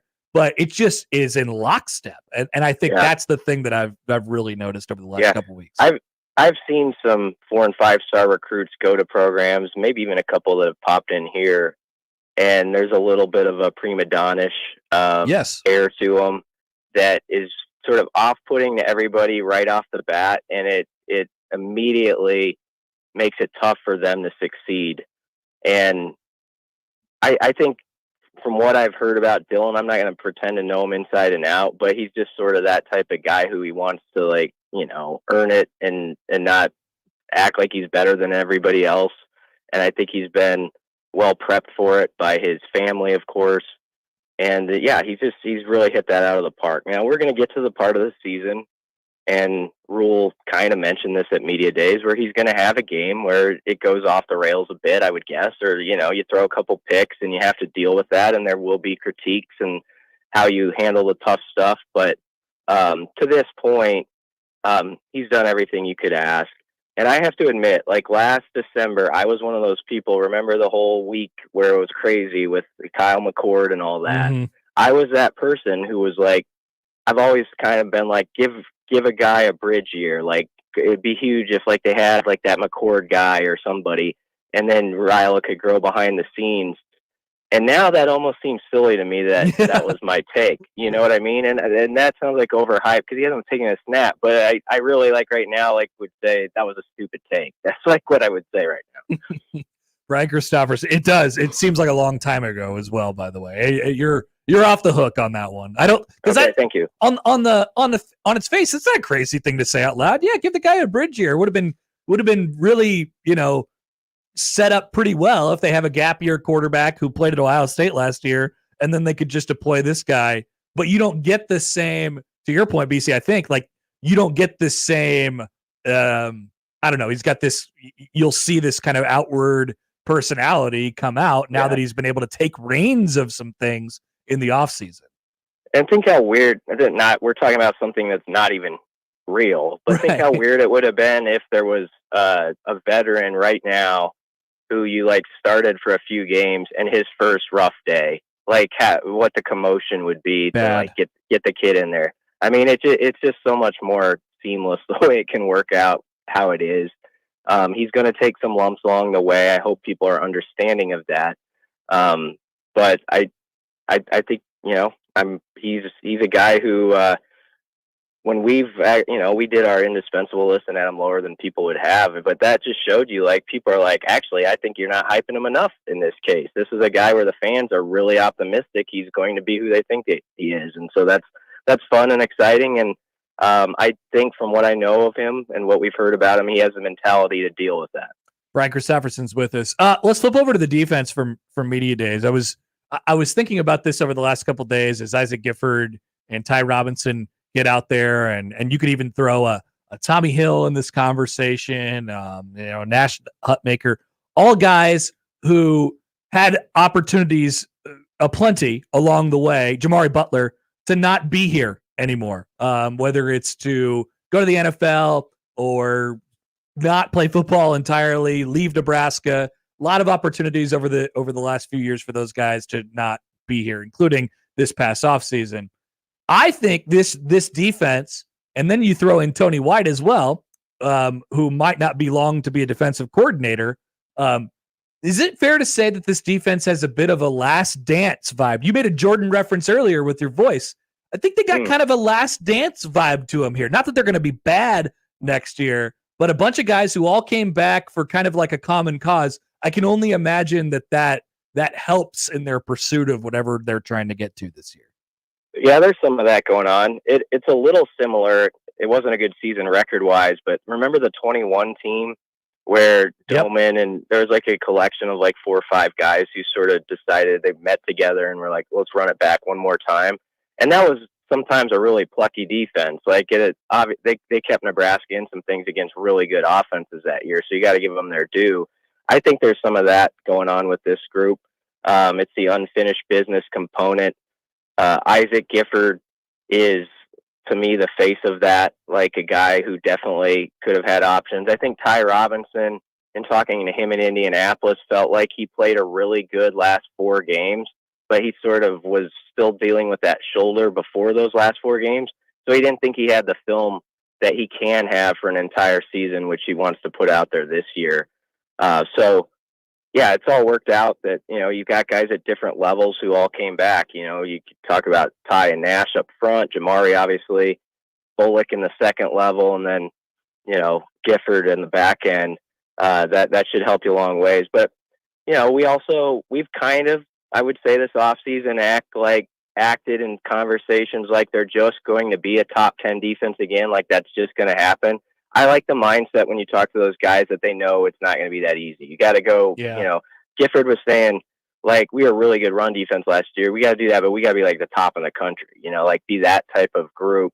And there's a lot of talk about the takeaways. We know that the 31 giveaways on the offensive end was ridiculous, but Nebraska's 14 takes were, I think, like 106th or something in the country. Mm-hmm. So, I mean, they need to upgrade that into the 20s to be that type of unit that doesn't just get off the field, but has a pick six, has a, the sack fumble recovery inside the opponent's 10-yard line. And then you're really helping your young QB in that offense out a whole lot too. I thought it was really interesting. Rule at one point, he slipped this line in there. He was talking about the team in 24. And he said, one of the big keys is the biggest key might be the defense being better. That we all talk about the offense having to be better, but he mentioned that, and it kind of made me sit up a little bit because I think he expects the offense is naturally not going to be ranked 115th anymore. They're going to go up somewhat.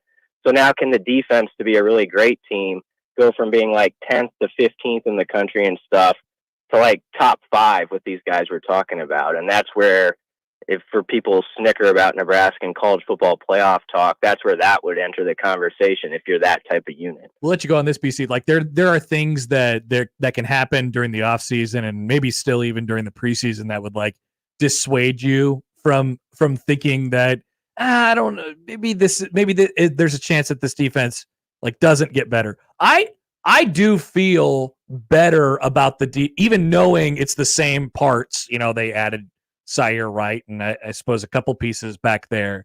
But I feel better today about the defense that I did at the end of last season. I don't know if that tells you like everything you need to know, but I definitely feel that hunger from them, which is really, really important.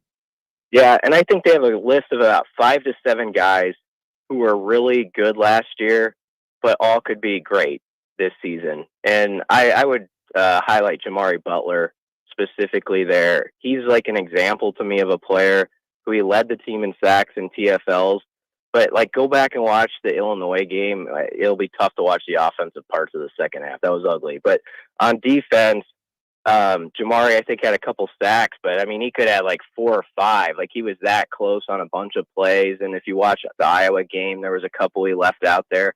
A guy like him could, if he explodes, that's a big deal. And then there's like these really interesting wild cards like James Williams. Is James Williams going to suddenly be a really big deal and not just like a fun third down sack story? Stuff like that does make you think they can live up to the billing, but they have to just keep that hunger that like whatever happened last year, none of it counts now. It's a new game. You've reset the gaming system.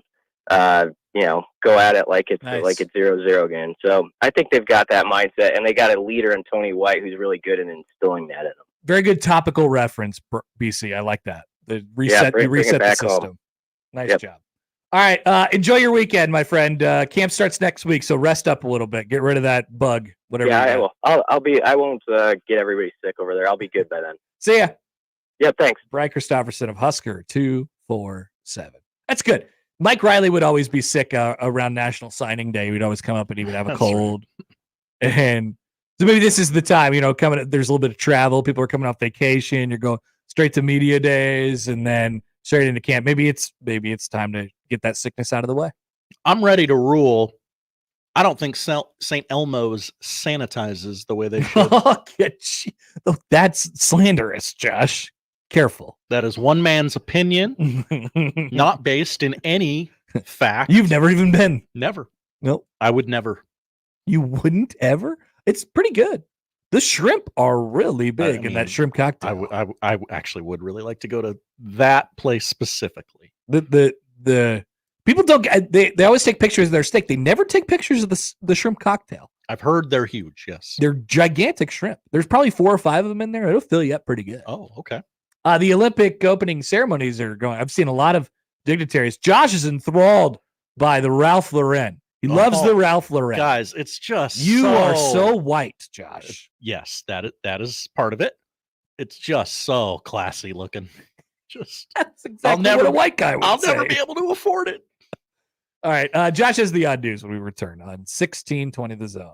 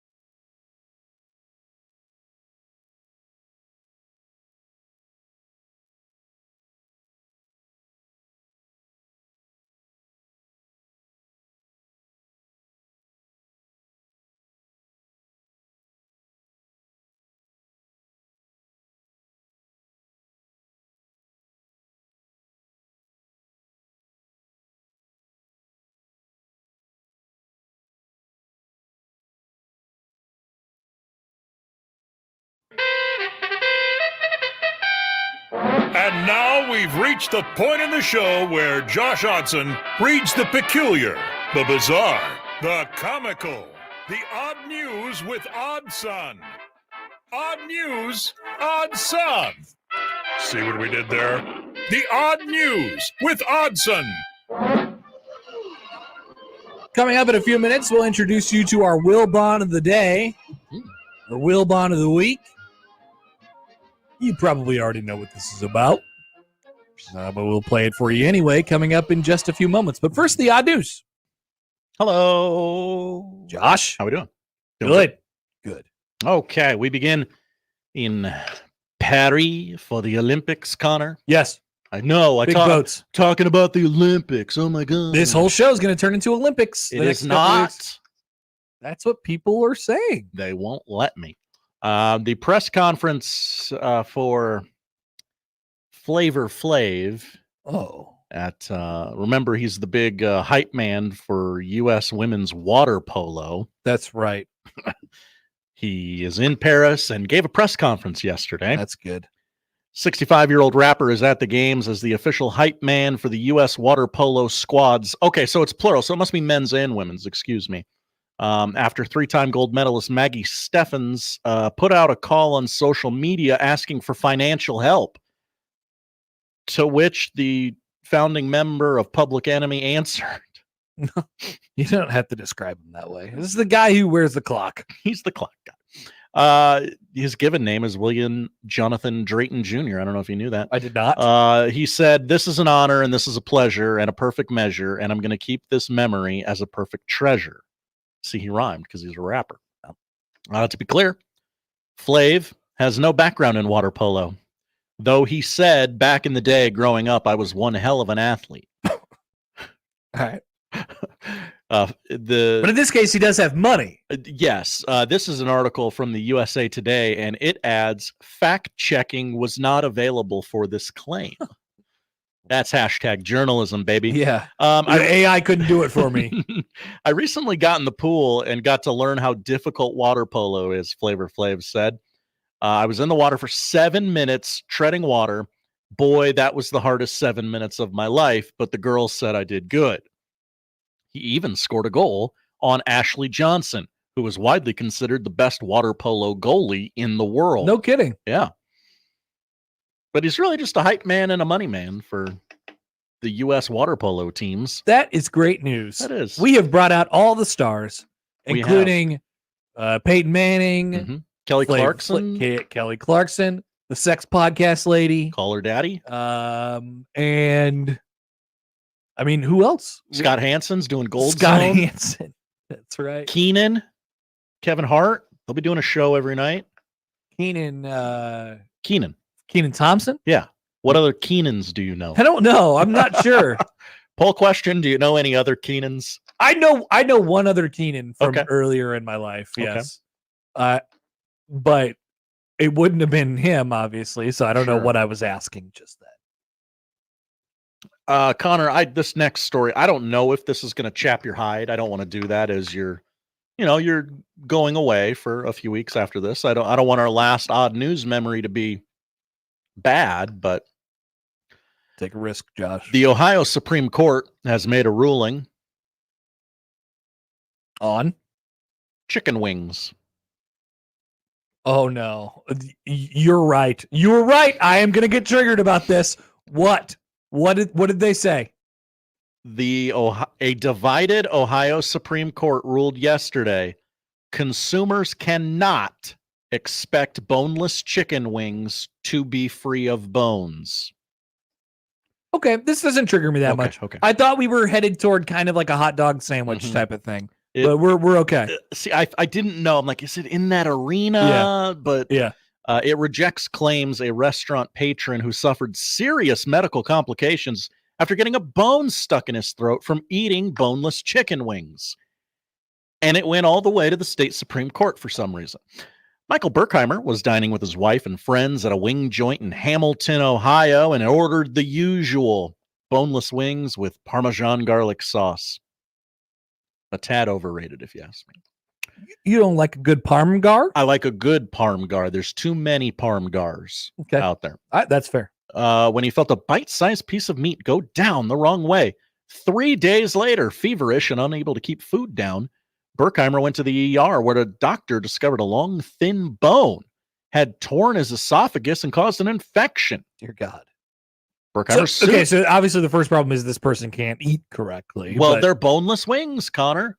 Yeah, but, why is there a bone in them? It's a pretty big bone with the ability to tear your esophagus. You would think that maybe you would feel that instead, this person was obviously just inhaling the buffalo wings. In a 4-3 ruling, the Ohio Supreme Court said Thursday that boneless wings refers to a cooking style and that Berkheimer should have been on guard against bones since it is common knowledge that chickens have bones. Dear God. The dissenting justices called the opposing argument, quote, and this is a good one, utter jabberwocky. Okay. So old. Who won? Is it over? Rejecting Berkheimer lost. The man with the chicken bone in his throat. The bone-eating man lost. He should have known this was a possibility. I'm glad he lost. Okay. You can't just sue. You can learn how to eat correctly. We were talking about the people spilling McDonald's coffee on themselves. That's right.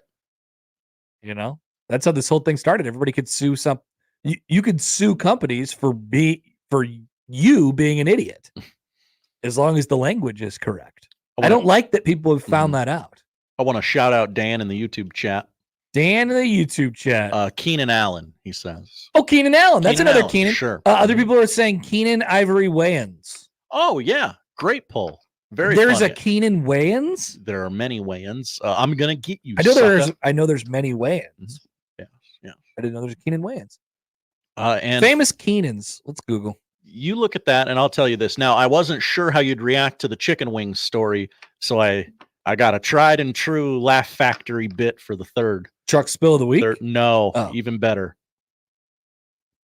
Cindy Crawford was on Watch What Happens Live with Andy Cohen Wednesday night. Cindy Crawford? Do you know Cindy Crawford's daughter, Kaya Gerber? No. Do you know who Cindy Crawford's daughter, Kaya Gerber, is dating? No. Oh, I have now found out. It appears to be Elvis. Austin Butler. Yeah. That's right. The man who played Elvis in the movie Elvis. And this is what people, I know, we're very sarcastic on this show, this station. We say a lot of things that we don't mean. I genuinely mean this when I say this. Andy Cohen is one of our nation's best interviewers. Yeah. Because he does not care about, well, maybe you shouldn't ask that question. Yeah. He goes for it. For sure. He asked. That's why he's perfect on Bravo. New Year's Rockin' Eve with Dick Clark without Dick Clark. He's not on that. He's on the other one. Whatever. CNN. Yeah. He asked the question. The drunk Anderson Cooper one. That we were all wondering. Does he do the accent around the house? Does he still? Great question. I'm glad he asked this. What's the answer? Cindy said absolutely. Because he can't stop. He's literally stuck being Elvis. She said she had no idea that boy was from Anaheim, California.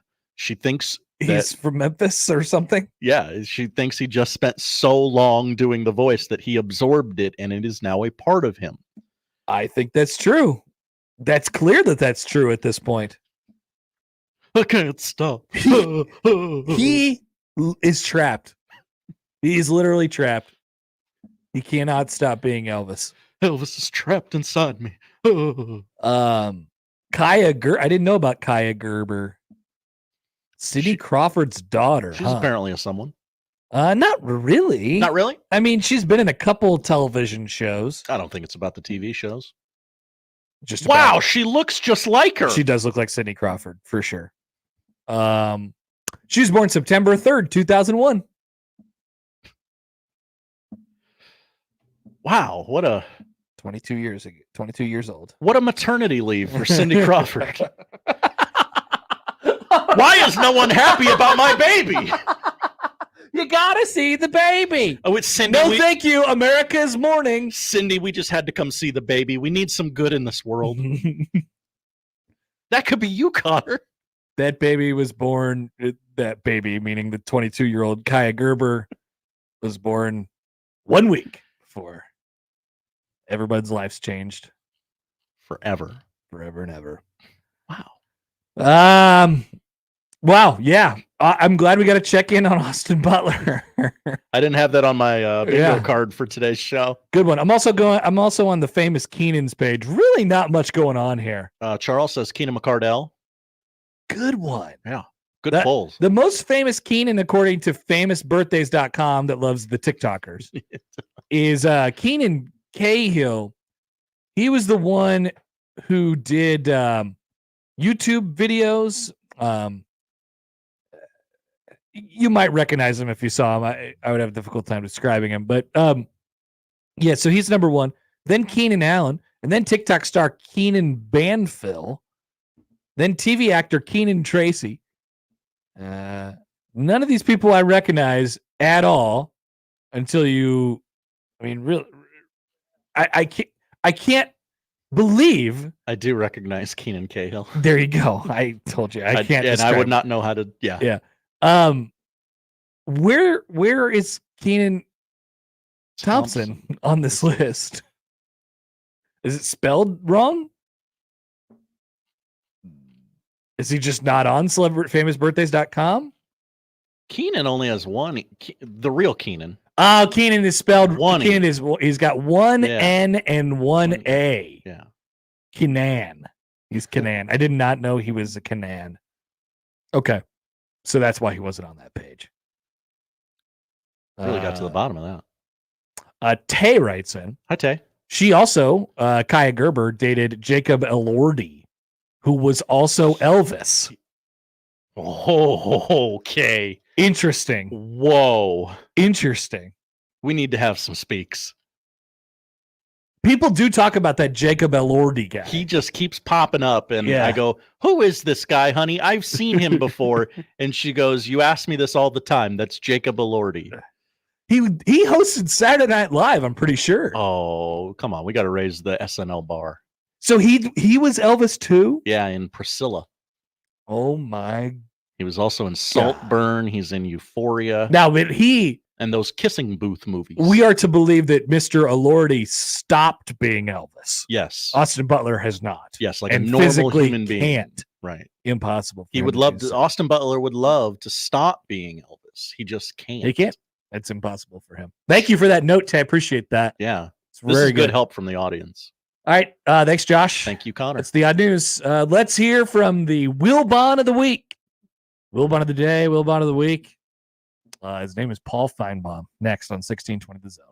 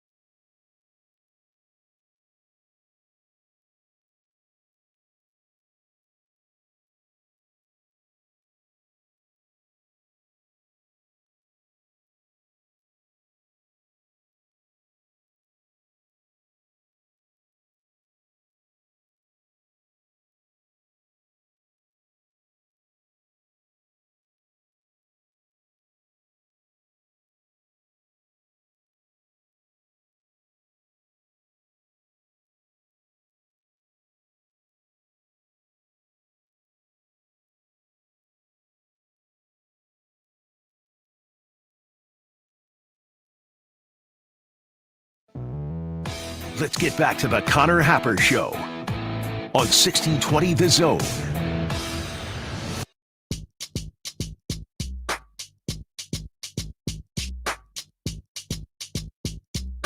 A text from Aaron. Hi, Aaron. Josh, that joke was so witty and good. I had to text my friend that he made sure he'll listen to this segment because I laughed so hard. Now, what was Aaron talking about? Aaron, you'll have to be more specific because all of my jokes are witty and good. I can't remember. Honestly, people always come up to me in public and they're like, what? That they mentioned something from the show. And it's never, you were really spot on with your take on Nebraska. It's always something you said the funniest thing. Yeah, it's something and or maybe it'll just be in passing. And I won't realize that as a reference to the show until about 30 seconds later. It's like, what was that person talking about? And then it'll finally hit me. I guess we did talk about that. So you never know what's going to hit, I guess. So yes, please follow up. Please follow up. Oh, okay. Here we go. We got the follow up. Oh, Aaron. Hi. Oh, the joke about Sidney Crawford's pregnancy and with the maternity leave. Oh. That was a good one. I really liked that. What a maternity leave. What a maternity leave. It's a perfect joke for Josh with his deadpan, just looking right at the camera. What a maternity leave. I would like to ask questions about it. What was that like? Yeah. You're overwhelmed with joy and no one around you is. I mean, it's probably a little bit like COVID, right? Okay. I don't know. We weren't staying apart from each other in the aftermath of 9/11. We were not. But the mood was definitely different for a while. Interesting. Cindy Crawford has 2 children. I'd like to ask as well. Husker Fast writes in on Jacob Elordi. Hi, Husker Fast. Jacob Elordi did a spot on Travis Kelce impression when he hosted SNL. Josh, get the clip. I want your thoughts. Get the clip. Oh, don't worry. We'll talk about Travis Kelce during the show. Travis Kelce will come up again during the show. Is he up to something? Well, he scrumming at practice a little bit. That dude fights every training camp. He's a protector, Josh. That's why he's such a good boyf to Taylor Swift. That must be it. But before we talk about Travis Kelce or anything that Travis Kelce is doing, let's hear from our Will Bond of the Week. Ladies and gentlemen, Paul Feinbaum. Now, this is from a program called Get Up. No, they took away the exclamation mark. Oh, Get Up. There you go. Get Up. Get Up. They had Paul Feinbaum on the show. Hey, Paul, come on and spew some stuff at us for a couple minutes. And he delivered this morning. Imagine seeing Matt Rule's quote from Big Ten Media Days about how the Big Ten is good and they need to get 4 teams in the playoff because it's good, and being mad about it in any way, shape, or form. It seems silly. Even if I'm the greatest SEC honk in the history of time, which Paul Feinbaum is, I guess. Certainly. I could never realistically look at that quote and say, this guy is an idiot. Big Ten, good? How dare he? Everyone knows there's an admittance across the board that the Big Ten is good. It's the Big Ten, and it's the SEC. If only there was a trophy that we gave away at the end of the season to the best team in college football. Of which the Big Ten owns right now. Right now. Thank you, Michigan. Like a championship belt of some kind. Here is the Rule quote and Paul Feinbaum's response afterwards. 4 teams from this league should get in every year because this is the best league. This is the NFL. 4 teams from this league should get in every year because this is the best league. This is the NFL of college football in my mind. It stretches from coast to coast, different times.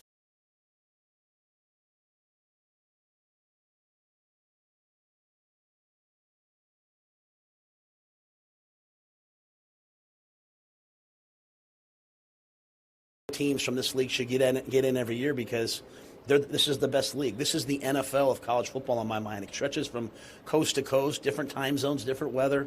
That's not to diminish any other league. The SEC is amazing. These other leagues are great, but the challenge in the Big Ten.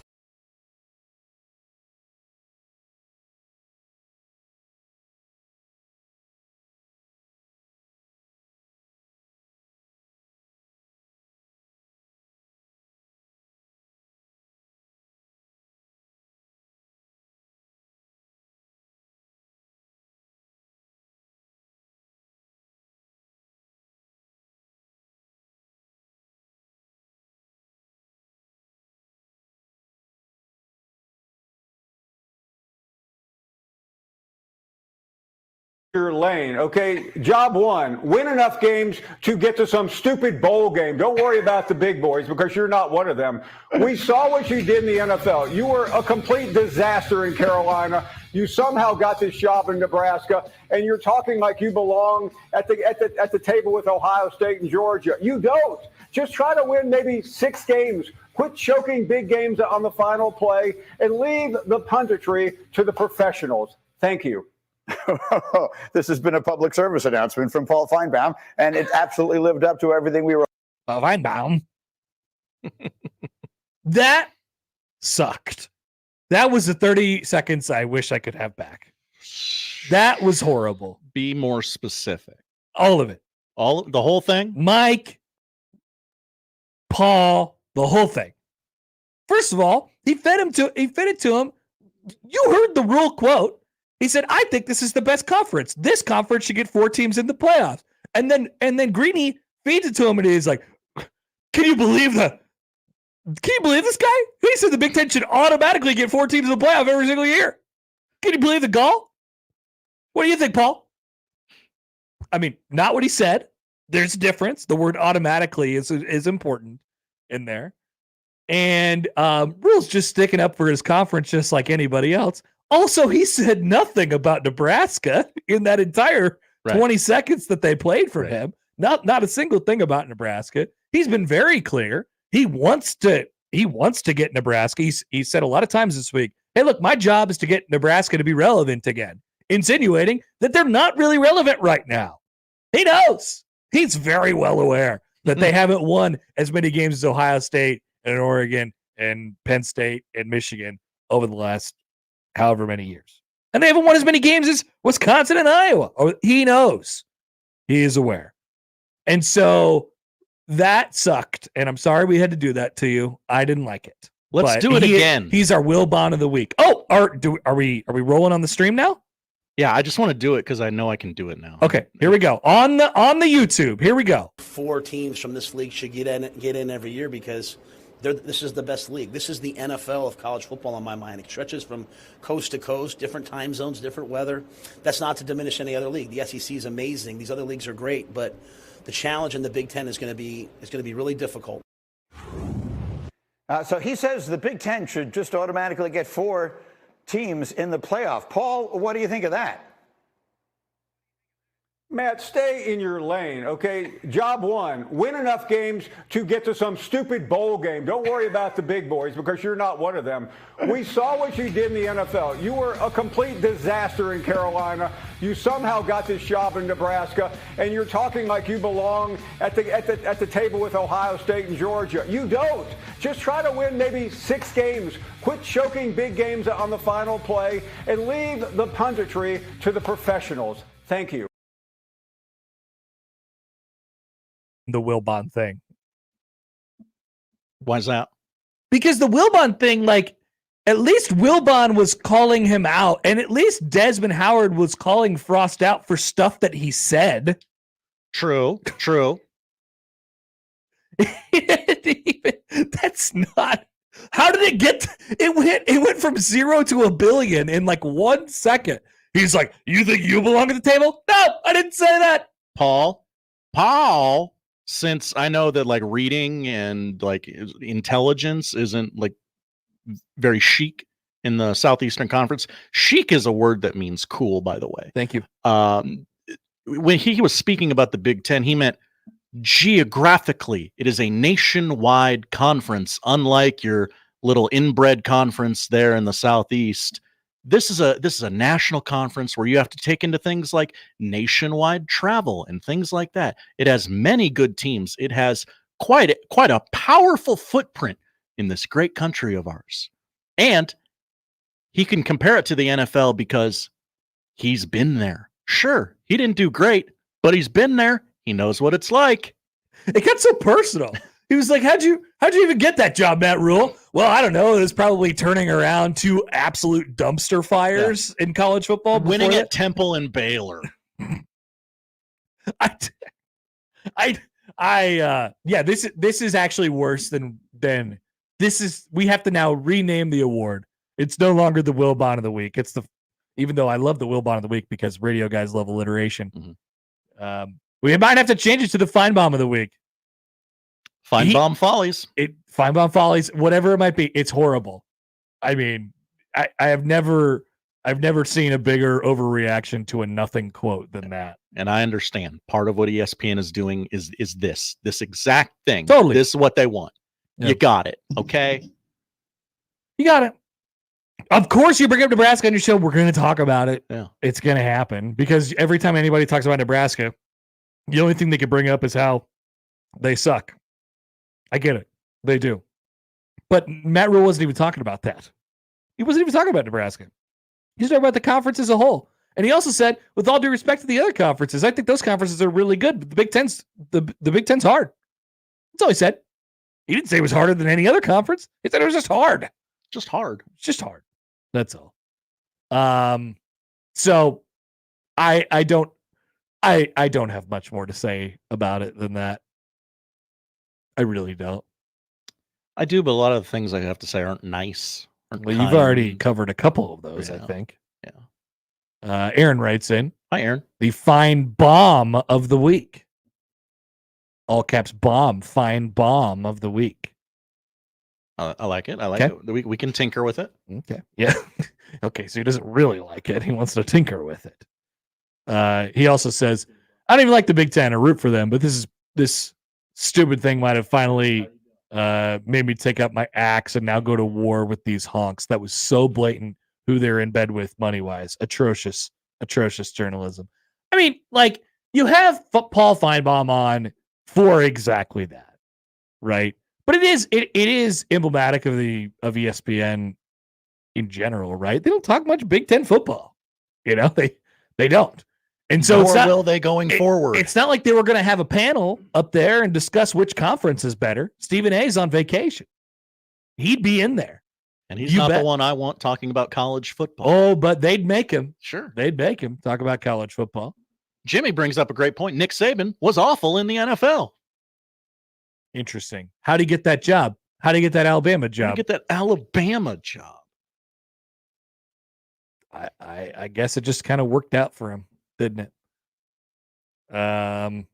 Jeff says it's the typical let's make fun of Nebraska because they suck.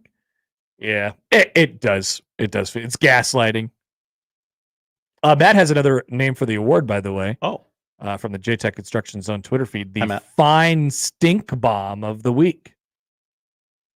I feel like we're getting closer. I feel like we're on the cusp of the name. The Wilbon Feinbaum stink bomb of the week or something like that. Oh. Like it's a hype. You know how the Big Ten has how they're hyphenated awards? Okay. Matt tweeted it to us, so visually I didn't get it, but now hearing it, I get stink bomb, like a stink bomb. Yeah. That you would prank a friend with. Like, yeah. Oh, I went and bought a stink bomb. Yeah. That kind of is the point, I think. Yeah. The Michael Wilbon Feinbaum Memorial poop of the week, whatever it is. That's just excessive. It is. Eric says Feinbaum should realize that he wasn't a cool kid in school and somehow found a seat at the cool kid table working for ESPN. Potato. Over under 11 and a half lockers Paul Feinbaum got stuffed into in his high school career. Good one. 4 years. That's almost 3 lockers a year. That sounds about right. Yeah. Sounds about right. How tall is Paul Feinbaum? Is he tall? He doesn't appear on television. Since he took this so personally, now we have to take it personally. How tall is he? Is he tall? I bet he's tall. I don't have. I mean, he's tall, but he weighs 105 pounds. I don't have an answer. I'm not sure that I've ever seen him in person. Is he real? No, he just sits there with his AirPod in his house all the time. Quick phone call here, the 42 Degrees Source Hotline. It's our dear friend, Random Mike. Hi, Mike. Hey, does any coach win the off season like our coach does? No, he's very good at it. He's very good at talking. Yeah, and sometimes it's a little loose. It's like, hey, whatever pops into his head. I mean, he did say, granted, overreaction by Greeny and Feinbaum, but he did say the Big Ten's the best conference. Really? Does anybody think the Big Ten in football is better than the SEC? And I'm not a big fan of the SEC, believe me. I think if you frame it up in different, if you frame it up the way that you want to, you could make a case for it. You could make the case for that. The Big Ten's a better football conference than the SEC. You could make the case. I wouldn't, but you could make the case. But he said it. But then he said, "Oh, the SEC is amazing in some other leagues." So again, he's throwing in some nice stuff. But he kind of brought it in, and he wasn't saying Nebraska is with the big boys now, obviously. So it was a distortion and everything. But I take you back to the first big transfer in the Rule era. It was Jeff Sims, right? Yeah, I guess so. Yeah, I mean, yes, probably. And I'd love Josh to get some recordings of what Rule said about Jeff Sims after he got here, and leading into the spring game, and then after the spring game. It was almost like Sims was his middle name. It was Jeff Sims. He's an NFL guy. Yeah, he did talk about that a lot. That's true. He said that a lot. We haven't heard that much lately. No, we have not, Mike. Yeah. And remember, he said he and Coach Satt agreed Sims was the guy with unlimited potential, and they were going to fix a few things. And remember Casey Thompson, and Casey, for older people, remember Casey's dad was a Husker killer as a freshman quarterback at OU. And I think your buddy Schmitty had an interview with the dad who said that he really appreciated how Coach Rule encouraged his son to lead. I mean, think about that. Like he said, if you were my son or my nephew, I would transfer to go to a place where I was sure to play. Yeah. You might start here, but you might not. I mean, that's how highly they thought of Sims. And remember, Sims had a good spring game. It wasn't great, but it was certainly better than the other guys. It was fine. And I don't think there was any. Say what? Yeah. Yes, I agree with you. It was fine. Yeah. And going into the season, was there any quarterback controversy at all? It was Sims. No, it was definitely Sims. And then he was a turnover machine. And again, these turnovers are the biggest thing. And I love the way our guys are talking about it. But my point is, Rule says a lot of things, and a lot of them turned out, not to be true. And then it's the whole Carolina thing, which is a sad fact that they're paying him millions and millions of dollars to go away. And you guys had a regular guest that I was a big fan of as a player, and as a player here in the NFL. And he was a favorite of some fantastic NFL coaches, Scott Shanley. Has he been on lately? What's the deal with him in this station? Because he was on a lot. He's not. He didn't like the hire, and then he disappeared. Was that mutual? Because I know you guys liked him as a guest. I know Gary did. We never had him on this show. I've never had him on any of my shows, I don't think. So Josh, I don't know. Josh, you dealt with him when you got here, right? Wasn't he a regular guest? Yeah. On Gary's show, on the Gary Sharp show. Mm-hmm. I have a cell phone number. Call him up. Yeah, what did you think of him? Oh no, I thought he was a great guest. Good for the show. Yeah, and he was very vocal about being against the hire based on what he was hearing from his NFL buddies, and didn't always walk the company line, quote unquote. Yeah, he was good. Yeah, for sure. There you go. But I'd love to hear him come back and see. I think he said, "I hope I'm wrong." And hey, last year was an improvement, but the way we pissed away those last 4 games, and I think Rule was a part of that, don't you think? I mean, are you not on the hype train, Random Mike? Are you just trying to be realistic? I love the off season. I love, what I love? I love Coach Belichick spending a whole day here and giving his wisdom. I thought that was fantastic. Mm-hmm. I love everything you're saying about Raiola, and I happen to agree with it. And I think he's going to. Look, Matthew Stafford has said that he wants Raiola to succeed with the Rams. I mean, that's how much he thinks of him. I mean, he's the mentor. I love everything about it, but I'm saying, yeah, we got to be realistic because there's a downside too. That's all I'm saying. Fair enough. Let's see what happens. But I love everything that's happened in the offseason. I really do, and I think it is going to turn around. But hey, one more thing. Whenever you talk to a coach before a big game in football, and you ask them, well, what's the most important thing? What's the first thing out of their mouth? With a big game coming up, and you ask them, don't turn the ball over. Exactly. And we have been historically bad in that for years. And I know they're working to reverse that. And you know what I enjoyed hearing the other day, and it might have been from Tony White, how they're working on punching the ball out. I mean, this is just an obsession with them. They got to be better on both sides of the ball in turnovers. And if they do, watch out. We could really be special. Thanks, Mike. Take care. Mike is just trying to say, hang on. We're not there yet. I get it. Do you guys know how hard it is to find a full body image of Paul Feinbaum? I wonder why. Maybe it's because he's 4'8". Maybe he's really, really short. I have one of him interviewing Apple CEO Tim Cook. They appear to be of similar heights. Do we know how tall Tim Cook is? 6 feet. All right. So he's normal height. Mm-hmm. That's what we are. I mean, he seems like he could be a tall, skinny guy. He does. So, but difficult to shove into lockers. Who knows when he hit the growth spurt? I don't know. If you're a tall guy, you're going to put that out there. If you're a short guy, you're going to hide that, like having no full body pictures on the internet. Interesting. Of yourself. Interesting. By the way, we have Cody right now on the text line who is tracking a direct flight from Charlotte to Omaha. Let's go. Any chance we get to hop on that Flight Radar 24, Josh? I do not want to say when this flight will be arriving because I feel like Dylan, I don't want it to cause a frenzy or anything like that. But the flight will be landing shortly at Blair Field, according to Flight Radar 24. Something's coming. Amazing Daniel writes it on Shanley. Hi, Amazing Daniel. Always love this. Might not be working. I don't think it's going to work. Here's all the reasons why, but I hope I'm wrong. Angle, so they can pretend to be happy about it either way. Yes, I'm happy to be wrong. I'm happy to be wrong. That's right. I love that. I don't know. We never had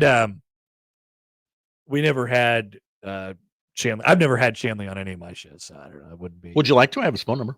We could probably call him. We don't have to tell him what station we're on. We're doing a podcast. Oh, people love. What's our fake? Podcasts. What's our fake podcast called, Josh? So we could tell Scott Shanley what podcast we do. Husker Hoopla. That's got to already be. That's one. already got to be a thing. Yeah, we got to make it. Okay, during this break, before we talk to Sipple, make up a podcast name, podcast pseudonym that we could talk to Scott Shanley and fake it and see and tell him that we're from that podcast.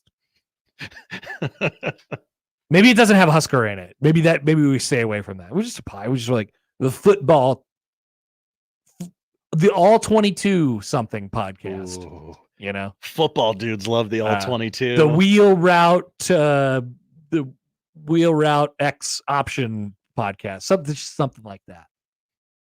Black 42. I mean, all of these are already probably a thing. All right, Sipple is going to join us on the other side. We'll ask him what he'd name his podcast next on 1620 The Zone.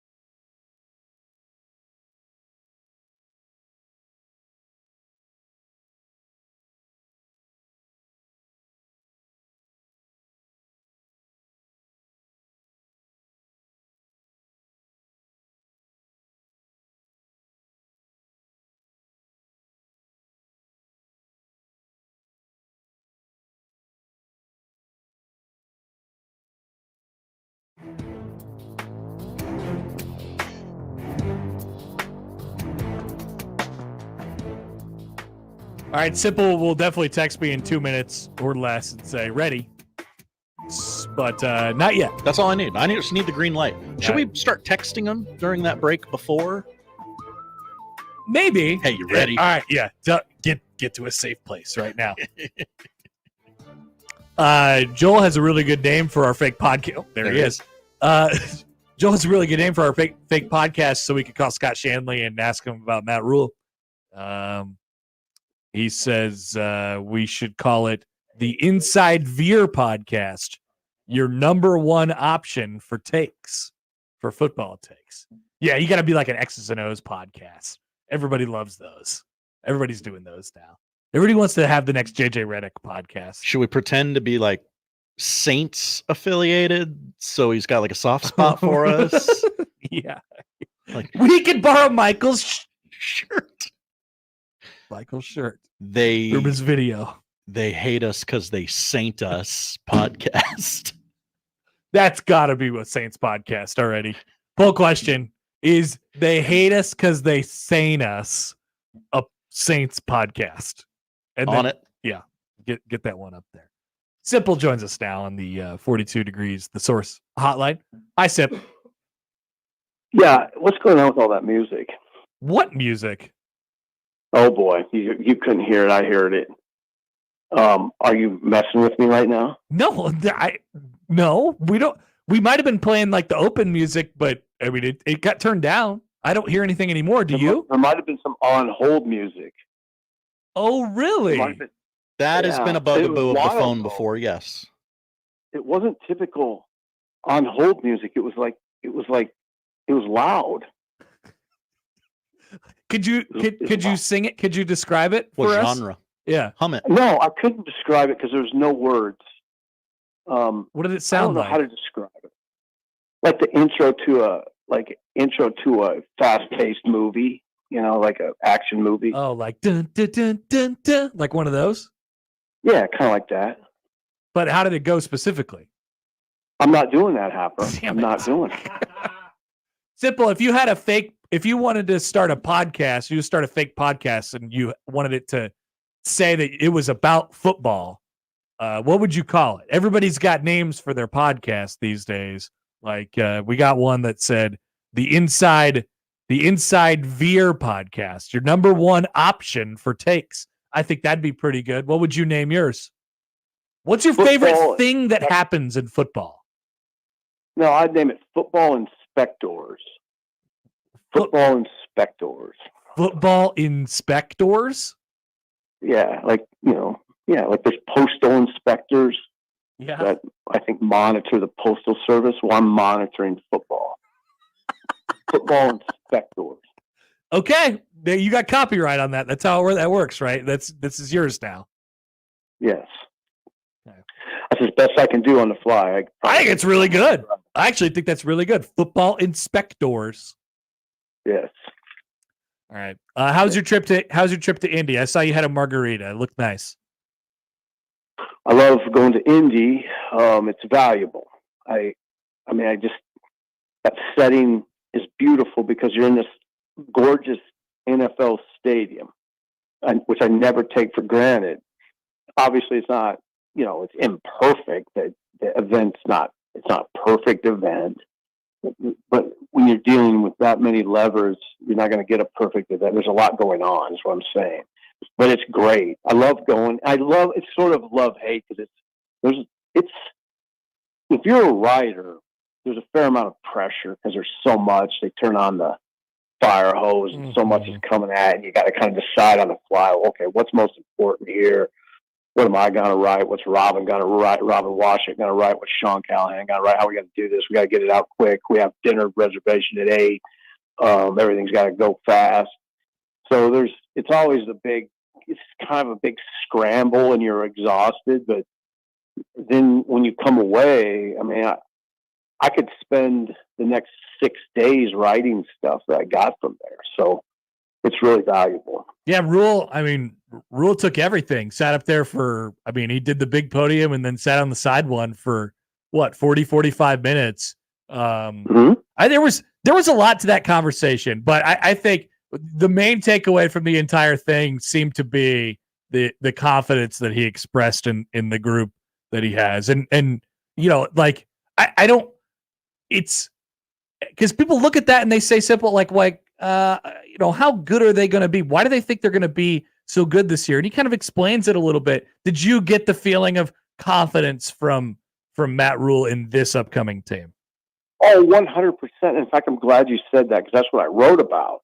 For so oftentimes I've come back from Big Ten Media Days and kind of missed what people found most interesting. That's part of it's sort of the danger when you're in a setting like that. There's so many topics, but no, that was the thing that was most striking to me, was his answer to a question that Amy just asked, which was essentially, and I don't have the question in front of me, but it was about Matt Rule's expectations and what would be a successful season in his eyes.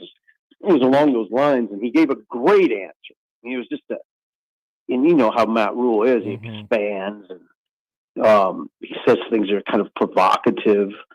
And like, for instance, I think we can be relevant in the conference. Well, what does that mean? I mean, I don't expect him to explain what that means, but to me, it means maybe that Nebraska's in this race, you know, for first place deep into the season. Yeah, he you know, he explains why he likes the team, and like, there's very specific things he says, like that there's good veteran play. He likes the lines. He thinks that for instance, on offense, he said we'll be able to run and pass this year. You know, they were just basically a team that couldn't pass the ball in critical situations. Tough third down passes were sort of, just couldn't do it. When you can't, you're really limited, and they won't be limited this year. So that's a reason. And then of course, they should be able to play high level defense again. You know, one would think. So he has that. He just likes the guys. I mean, if you have, I guess I always start up front, but if you have a line that you play Ty Robinson, Nash Hutmacher, and Jamari Butler, and you're bringing Cam Lenhart and Van Poppel, you're in pretty good shape, you know, in the Big Ten. And then, you know, you got some depth at linebacker, you got a pretty good secondary. I'm sure he just looks at it and says, you know, we should be pretty good. And then there's depth on the other side of the ball too. I really like how he characterized it. Sorry to interrupt you, Sipple, but no, you're fine. He goes, you know, I'm not going to put a win total on things, because if I say that I think that we're going to win 8 games, that means I think that we're going to lose 4, you know? And he's like, I don't want to cap us. I'm not going to. And I heard that same thing from Isaac Gifford. And I just thought that was such a great way to flip the question about how many wins they need to have this year just on its head. It's like, I'm not putting a limit on us. And I think he's serious, and he means it when he says that. Well, yeah, I mean, if you just look at it realistically too, I mean, I always find the media fan conversation versus the football team conversation to be interesting, because we can say things that they can't. Like, they can't say, you know, I think we can win every game besides Ohio State. Right. They can't say that. That'd be crazy to say that. And they shouldn't ever say that. It would be repulsive if they said that. But I can say it. You know, I'm a media guy or a fan. And that's what I would say. I think they can win every game besides Ohio State. I don't think they beat Ohio State. Ohio State is scary. That's a scary monster right now.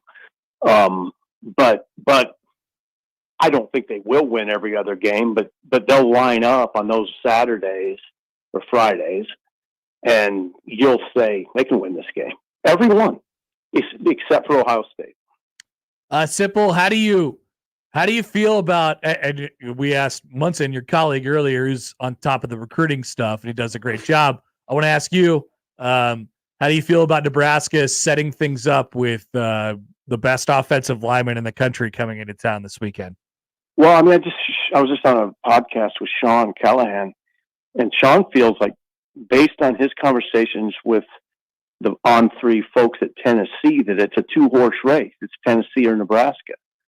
So that's how I feel about it. It's exciting. Now, I will say this too. I've been around long enough to know that, and I hope that people don't take this wrong and take it however they want. Tennessee will do whatever it has to do to get David Sanders.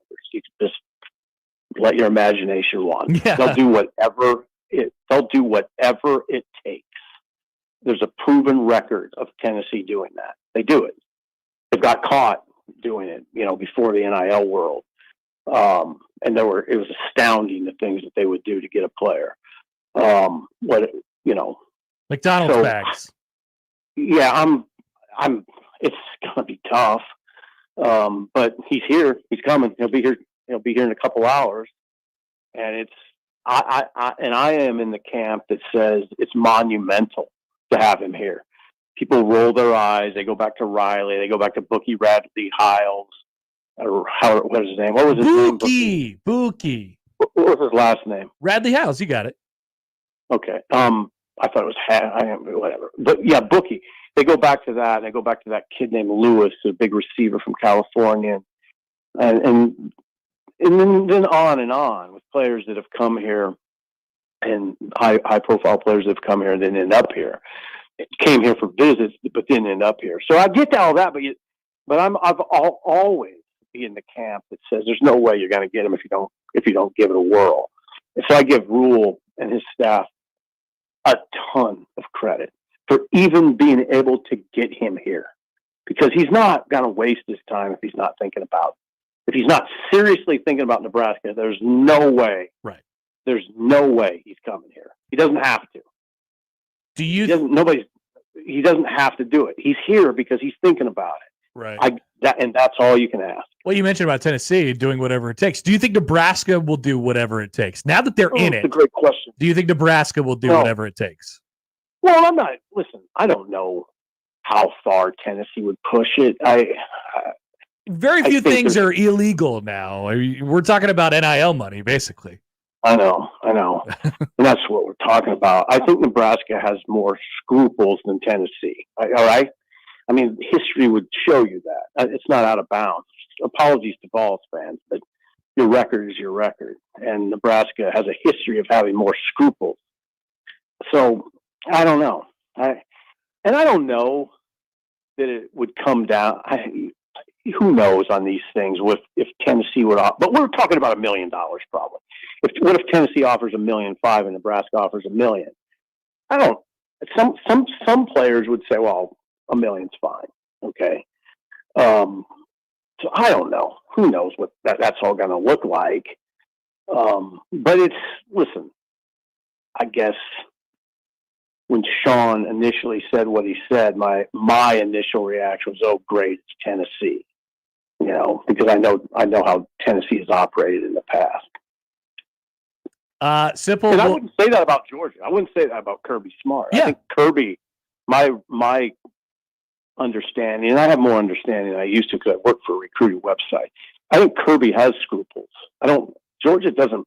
Georgia is a little more dialed back than people probably think. Yeah, I think you're right about the scruples. I think we should put a poll question up. Does Nebraska have more scruples than Tennessee? We won't mention you, but I think it's a good poll question. Loaded question. Sipple, we'll let you go. Thanks for taking the time. Just by the way, it'll be a couple weeks before we talk again. I'll be gone for a little while here. So where are you going, Happer? I will be on paternity leave. God bless you. I can't wait to meet the baby. Yeah. Okay. Good. We'll invite you over right away. Yeah, as your father, I should be able to. See ya. See ya. Steve Sipple of HuskerOnline.com. Love that guy. Once again. Scruples. Scruples, as defined in the Oxford Dictionary, a feeling of doubt or hesitation with regard to the morality or propriety of a course of action. I had no scruples about eavesdropping. Nebraska, greater than Tennessee in the category of scruples. It is up at Happer Show. Thanks for running that by him. It was bothering me. Does Nebraska have more scruples than Tennessee? Coming back, we'll have a couple minutes here before we talk some Indiana football with Sammy Jacobs of HoosierHuddle.com. Whole bunch of stuff that I want to get to. We have a time traveler Jack tweet, by the way. I've been waiting for this. I love these. Yeah, so we'll get to that. Well, a couple more things on the other side on 1620 The Zone.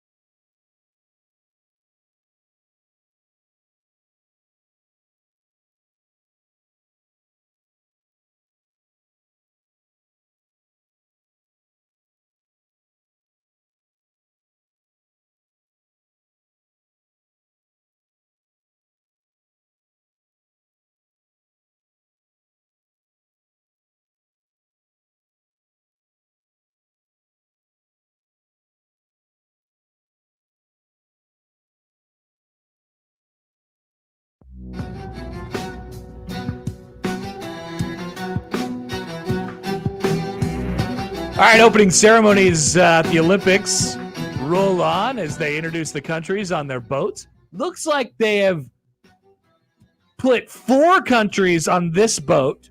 What? Yep, Belgium's got a few athletes. 180 to be exact. Spoiler alert for the opening ceremonies. What's the country before that? They had 4. Barbados? Maybe. And then there's 2 more, it appears, on this. 3 more, maybe, on this one boat. Belize? We're boat pooling. I think we just have 1 athlete here. Yeah. One athlete from Belize. He is thrilled to be there. Look at that. Good for him. So you can imagine when America brings in their 600 plus athletes, how many people, how big of a boat they'll have to have. Here is a country that I've never heard of called Benin. Benin. 5 athletes. Benin has 5 athletes, and Belize only has 1. What a day for Benin. Or Benin? It's directly east of Togo. Sure. If you're familiar with Togo. And even Bermuda. And Bermuda has 8 athletes in the Olympics. It's directly west of Nigeria. This is very French. They have a guy on top of the bridge playing an accordion. Just sitting there. That's got to be a plant, right? That's not a guy who's just like, I'll take my accordion over there. Correct. He is paid by the Olympics. Okay. Lady Gaga has performed, and now she's beginning walking with the torch, alongside the torch. I heard she's going to do the Joker dance in front of one of those statues. This isn't quite as crazy as like what was the Asian country a few years ago? They were so good. It was so coordinated. Tokyo? Yeah, it was Tokyo. And they had all the dancers and stuff like that. This one's outside. It's more spread out. They're going over 4 miles down the river where they parade these athletes up to where they need to be. I was reading an article from Richard Deitch on The Athletic today about how difficult it is of a broadcast to put together with all these people. Yeah, because they can't see from where they're at, so they got to watch a monitor. It seems to be going well so far. We'll see when the USA shows up. Here's time traveler Jack checking in from July 25th, 2022. That's a long one. He doesn't normally go that long, This right? is 2 years and a day. He set this tweet to be released 2 years and a day from when he originally typed the words in. And here's what it says.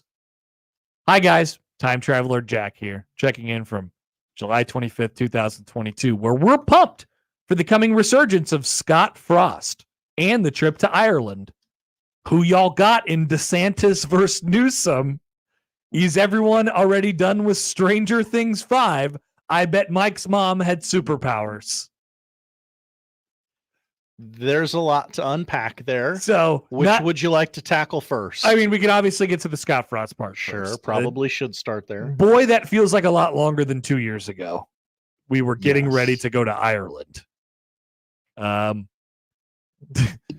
think even he was probably going out on a limb for DeSantis versus Newsom 2 years ago. DeSantis was likely. That was supposed to happen. Yeah. And then I don't know about the Stranger Things part. Stranger Things 5, not even out yet. Really? Right. Wow. What about Stranger Things 4? Did that come out? I think so. Let's take a peek here. Yeah. Go ahead, take a look. Where are we at in the Stranger Things franchise?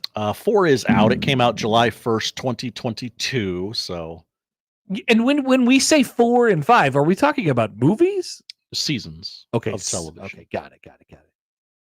Season 5 of Stranger Things, all 8 episodes expected to be released sometime in 2025. There you go. So it got pushed back at least a year from what Jack thought originally in the first Millie place. Bobby Brown will be 65 years old when this show is over. And she was just a young baby girl when the show started, right? And Drake said, I need some of that. He did. Okay. A little on the nose, Josh. Okay. What are you, Kendrick Lamar? He ain't like us. Probably struck a chord. And it's probably A minor. All right.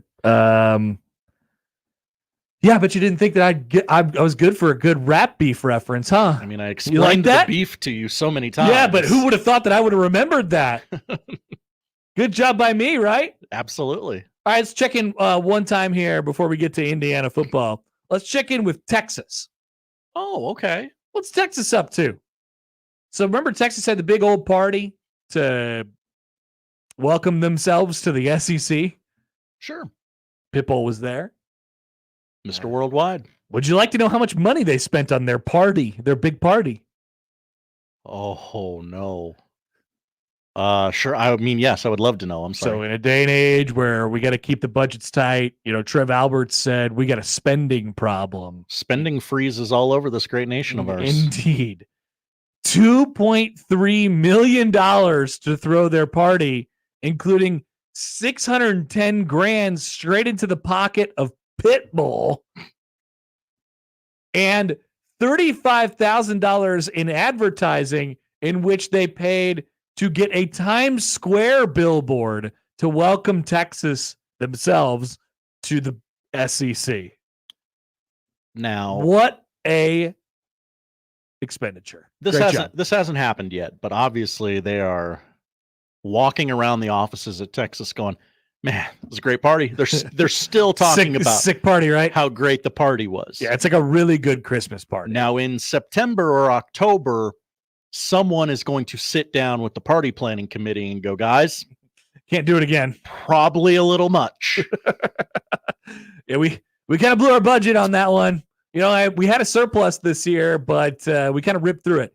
$889,000 of the dollars were paid directly by their athletic department, and the remaining million plus were paid by Learfield, which is just an arm of their multimedia partner, basically. I'm going to give you more specifics next time we plan a party. I was thinking like Carvel and Fudgy the Whale, maybe a 5-foot party sub. They didn't even have a Fudgy the Whale. They had to give $610,000 to Pitbull. The individual payments to Pitbull in Act 2, not the popcorn, which appears to be an 80s cover band, the Spasmatics, are redacted in the document, but the total to those two acts are $610,000. They had an 80s cover band at this? Why? The event budget also includes everything from the lighting system and the water for the crew to payment for the police, street closures, and security. A reported 50,000 people showed up to the event, and 3 were hospitalized with injuries sustained during a crowd rush when Pitbull took the stage. So, it really is like just a good Christmas party. 3 people. It's not a good Christmas party if somebody doesn't almost die at it. Bob went to the hospital. Yeah, it was awesome. Did you ever see that movie, by the way? Office Christmas Party? Yes, I really low-key good movie. Yeah. Low-key good movie. Jimmy Butler's in there. That's right. Sports connection. That would be in my wheelhouse of movies that I would want to watch again. That's a definite rewatchable for me. Office Christmas Party featuring what? Jason Bateman? You got it. Keep going. Lady from. There were several ladies in the movie. Yes. Lady. What is her name? She's on the show that I'm rewatching right now, The Newsroom. Olivia Munn. Yes, that's a lady in this movie. Yep. Would you like to name any of the other ladies in this movie? One of them. Kristen Wiig. No. Right show, wrong alum. Right show. SNL. Amy Poehler. No. Oh. We're getting further away. Come on, let's go. Give it to me. Kate McKinnon. Nice. She's always good for Jennifer Aniston. Yeah. A fellow SNL alum, Vanessa Bayer. Yeah. The canceled TJ Miller. Who are the other dudes? Sam Richardson, Randall Park, Jim Parsons. Not Jim Parsons. Jim from The Office. Asian Jim. Yeah. From The Office. Yes. A very unknown fortune Feimster. Okay. Never quite sure how she pronounces it. I like that movie. Jillian Bell. She's funny in things. Oh, she is funny in things. I like that movie. Jimmy Butler. It's a good movie. That's my take for this segment. Congratulations to Texas. You had a big office Christmas party. $2 million. Now, the Longhorns did report over $230 million in athletic expenses in the year 2023 fiscal year. Second among athletic departments, college athletic departments around the country, only behind Ohio State. So they're fine. They'll be just fine. Coming back, let's talk some Indiana football. Speaking of a big party, let's talk about Mr. Siggs. That's what I'm calling him. I like it. Will they have a Siggs inside? Mr. Siggs. He's the new coach at Indiana. We'll talk some Hoosier football next on 1620 The Zone.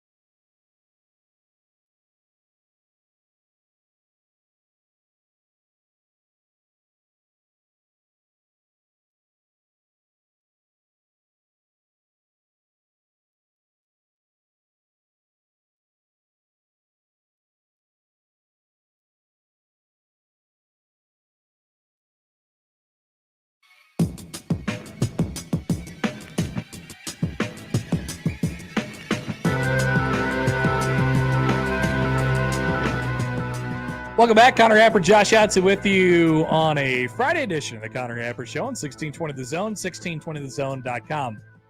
Indiana will return to Memorial Stadium this fall. They take on Nebraska October 19th. That game time is set for either 11 a.m., 2:30, 3, or 6:30. So at least you got your plans, you know. Thank God for the television networks. And also the television network is TBA. For more on the Hoosiers, let's chat here with Sammy Jacobs of HoosierHuddle.com. Joins us now on the 42 Degrees of Source hotline. Sammy, thanks for doing this. Appreciate it. How are you?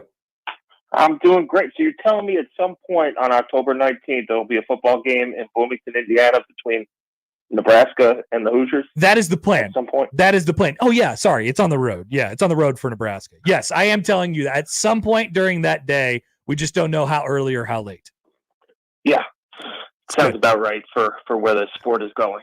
Yeah. And, well, I tell you what, both these teams before they meet have some interesting sort of lead ups. I mean, Indiana in their first year under Curt Cignetti, we're obviously going to talk plenty about during this conversation, but let's go with the schedule first. So I don't know if people know this. Indiana starts with FIU, Western Illinois, UCLA, Charlotte, Maryland, and Northwestern.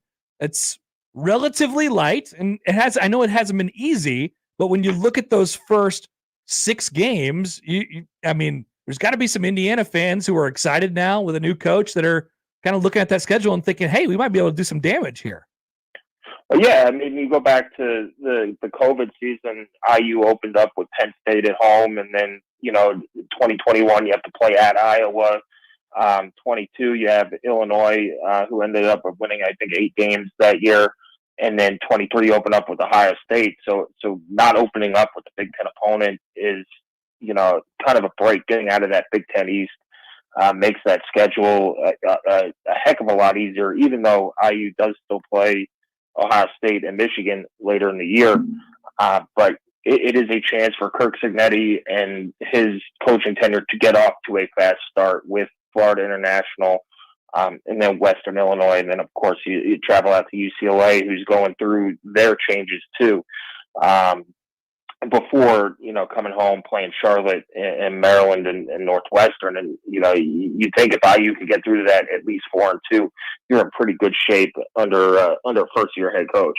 All right, so what is Curt Cignetti? I think everybody in the Big Ten got their introduction to him yesterday, or over the last couple of days. He's certainly not afraid to express his confidence in the program that they're building. What has he brought that has been most noticeable before they've played any games at Indiana?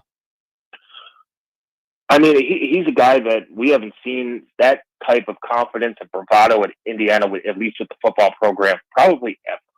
Maybe since Bill Mallory was there in the 80s and early 90s. But to go up there on national television and drop a word that's probably not allowed to be said. Definitely not. Say, like, hey, the expectations, we don't want to be 10th in the Big Ten. We don't want to be 4th in the Big Ten. The expectation is we want to be the best.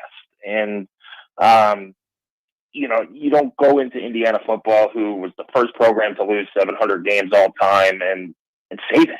It just hasn't happened. And to come in with that much confidence is, at least from the fan base's standpoint, a breath of fresh air. And, it's something that IU hasn't had. And, maybe it works. If you win and have that confidence, and he's won his entire career. He said earlier in his spring practice, hey, I win. Google me is what he sells to recruits. So, he has a track record of turning programs who haven't been very good around. And, his record speaks for itself, and he's going to, take it, see if his formula works at the Big Ten. His staff he's bringing along has been with him for a long time, and I think that's going to go a long way. You look at the end of the Tom Allen era, and there was a lot of coordinator turnover and a lot of coaching turnover. And you guys know at Nebraska as well as we do, you need some continuity in your coaching staff to build success and not have to install a new offense or a new defense every single year, especially with the transfer portal coming in. And that's where I think Cignetti hit a home run too, is he brings some of these really high performers from JMU who know the system, who know the culture, to come in and help him set the tone.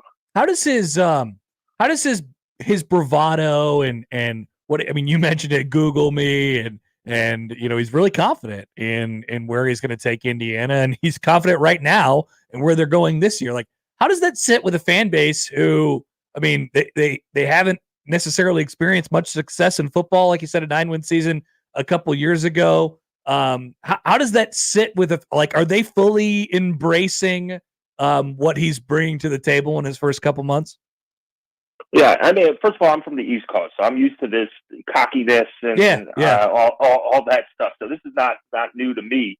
But yeah, for the fan base, they're pumped up about it. But it was also a little shocking. Like, oh, wait a minute, he actually said that. And when he came out onto the basketball court the day he was hired, in front of 17,000 fans and said Purdue sucks, but also Michigan and Ohio State, the people went crazy. And then said, oh, wait, hold on. Did he actually say that? And, aren't we scared of Michigan and Ohio? No, they've been kicking our butts since forever. So what's the worst that could happen? You lose 70-10. Like, he's playing.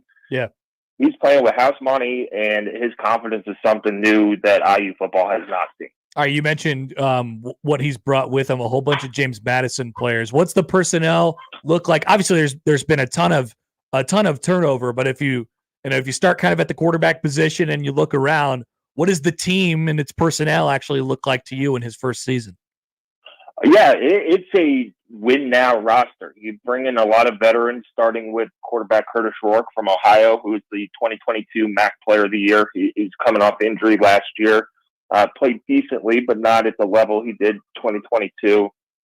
You'll think that he'll come in and, lead that room. You still have David Jackson there. You bring in 4 new running backs from the transfer portal, a couple of them from JMU and another from Wake Forest and UNC, veteran guys who, that screams to me a win now. You're not building with freshmen, and you have these veteran guys who've been in the program with Cignetti, veteran guys who've been at places that won games and gone to bowl games. And then on defense, you bring in Aiden Fisher, who had 108 tackles for the Dukes last year. Jalen Walker, who's the other starting linebacker for JMU until he got hurt. Mikel Kamara as well on the defensive line, James Carpenter. And then you see his philosophy of production over potential in the transfer portal, bringing in D'Angelo Pons, who was a freshman All-American at JMU. Darius Doss, who was all FCS All-American, and don't have a lot of sample size against Power 5 teams, but when they did play Power 5 teams, they performed, decently. Now, can they do it for 12 games? We'll see, but his philosophy is production over potential. He'd rather have the guy who has played 25, 30 games at a lower level than somebody that has sat on the bench at, Georgia for 2 years and is like, I just want to play. Stylistically, what do you think Indiana is gonna look like this year? It is. I don't think they're going to run the option like they did last year under Walt Bell, which was a unmitigated disaster. But they'll spread out, play 4 wide receivers on offense. They'll tailor to the offense. They'll tailor the offense to the personnel that they have, and Cignetti has done that every year. He's had different style of quarterbacks at JMU. Each of those guys went on to win Conference Player of the Year, Conference Offensive Player of the Year, and things like that. So, it'll be 1 back, 4 wide receivers, a tight end. It'll be more spread. The defense, it's kind of hard to base it off of what you saw in the spring because nobody runs a defense in the spring, and IU only tackled in the spring game. That was the only practice that they tackled, full tackled at, and stuff like that. But they'll have an attacking defensive line. JMU's defensive line led all the FBS teams in tackles for loss last year. So it's going to be different, and I think the attitude is going to be different. If you go back to when IU was successful under Tom Allen in 2019 and 2020, he had that attacking defense with Kane Womack, who's now the defensive coordinator at Alabama. Be aggressive, and he's going to bring in guys who know that defense and who have been productive in the past. No doubt about it. Sammy Jacobs, HoosierHuddle.com, joining us to talk about Indiana football, who is indeed on the schedule. There will be a game at some point during the day on October 19th. It'll be in Bloomington. Sammy, we appreciate you joining, man. Enjoy the rest of the offseason camp and the beginning of the season. All right. Thank you. All right. That's Sammy Jacobs of the HoosierHuddle.com. 11, 2:30, 3, or 6:30. Whichever way you'd like to go. I mean, we've already eliminated so many times. People forget there's 24 hours in a day. I don't know what to make of that group. They're obvious. I mean, they're picked second to last in the league. Frankly, I don't expect much. But they got a bunch of guys who came from James Madison, know the system and stuff like that. Like, you should be starting from kind of a nice little platform. And I really like the idea that they have a kind of a soft run up to the really difficult portion of the schedule. It's one of those things that if they win those games they're supposed to win, and at the end of the season their record looks pretty decent, we're all going to go, should have seen that coming with Cignetti has won everywhere he's been, and don't I feel stupid for picking them 17th in the Big Ten 16-20 the zone media poll. It is amazing the point that he just made there at the end, on that, what was it, 2020, right? 2020 they were pretty good. Yeah. And 2021 was that night. So 2020 they went 6-2 in the COVID year, which, they lost to Ole Miss in the Outback Bowl. It was a good team. And 2021 they went 2-10. 2022 they went 4-8. They went 3-9. They had a 9-win. It was 9-win Indiana at some point, right? Must have been 19. Let me go back here real quick. 8-5 in 19. But look at this coaching staff. Tom Allen was in his third season. His offensive coordinator just hired fresh out of Fresno State. That's Kalen DeBoer. His defensive coordinator, his first year, giving him a chance, hiring him out of South Alabama. That's Kane Womack.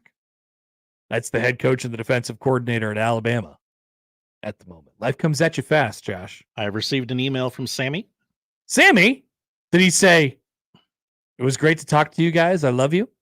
It was close. He said, thanks, guys. Sorry if there was a crying baby in the background. We have a 3-week-old. Look forward to previewing the game later this season. Perfect. Yeah. Well, it was straight on par with the theme of the day, I suppose. Yeah, absolutely. We should have, I don't think this would fit a 3-year-old, but, we get 16-20, the baby. We should send some people those. What a great bit. I think if we started a website and sold these, it would kind of. We'll print you off a case. You can take them to the hospital. Just start handing them out like a dad hands out cigars. That's you can't hand out interesting. cigars anymore. No, but you can bring booze. I heard something like that. Interesting. Yeah, it is. It is quite intriguing. So thanks to Sammy, slamming Sammy for doing that. A couple things I'd like to discuss coming back. We'll set up not the recruiting weekend because we've done that a couple times, but just the what if. People are very excited about this, Mr. Sanders, not Dion, David, not Dion. They're not excited about him. They're less excited about him anyway. I think the Eagle has landed at Epley, by the way. So maybe we can make it so I'm late. Once he gets off the plane and he gets into Dylon's car, maybe Dylon's listening to us right now. Hello. Why would he not be? Hi, Dylon. We love you. And so, have this on when he gets in and just text us and let us know. And we'll be like, welcome. We'll do the whole big red carpet rollout. It'll be more impressive than just welcome, But like, what? They're talking about us on sports radio already? That's amazing. Yeah, and Dylon will be like this all the time. Yeah, Dylon will be like, well, just wait until we get there. Then you'll see. So we'll do that. Dylon. Exactly. And we have to get confirmation on if Josh is going to cancel his own baseball team. I don't know if we'll have time for that. Coming back on 1620 The Zone.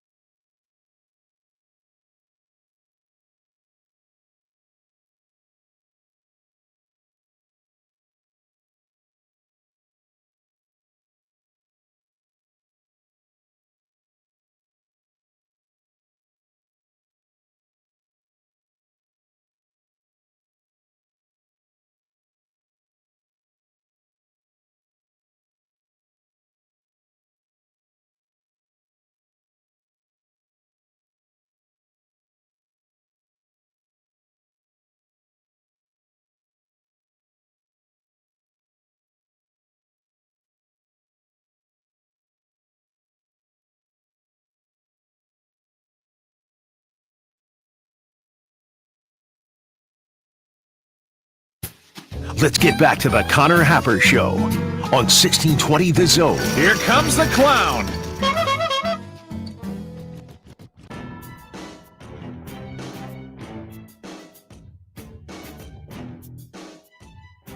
It seems like we're coming to some sort of crescendo in the opening ceremonies of the Paris Olympics. No. We're getting close, right? We're in the seas.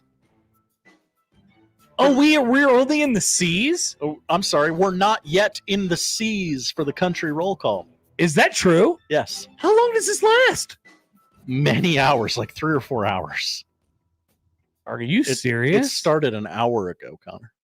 So they took a break to do various performances and torch bearings? Yes, there are many countries we don't care about, Connor. Yeah.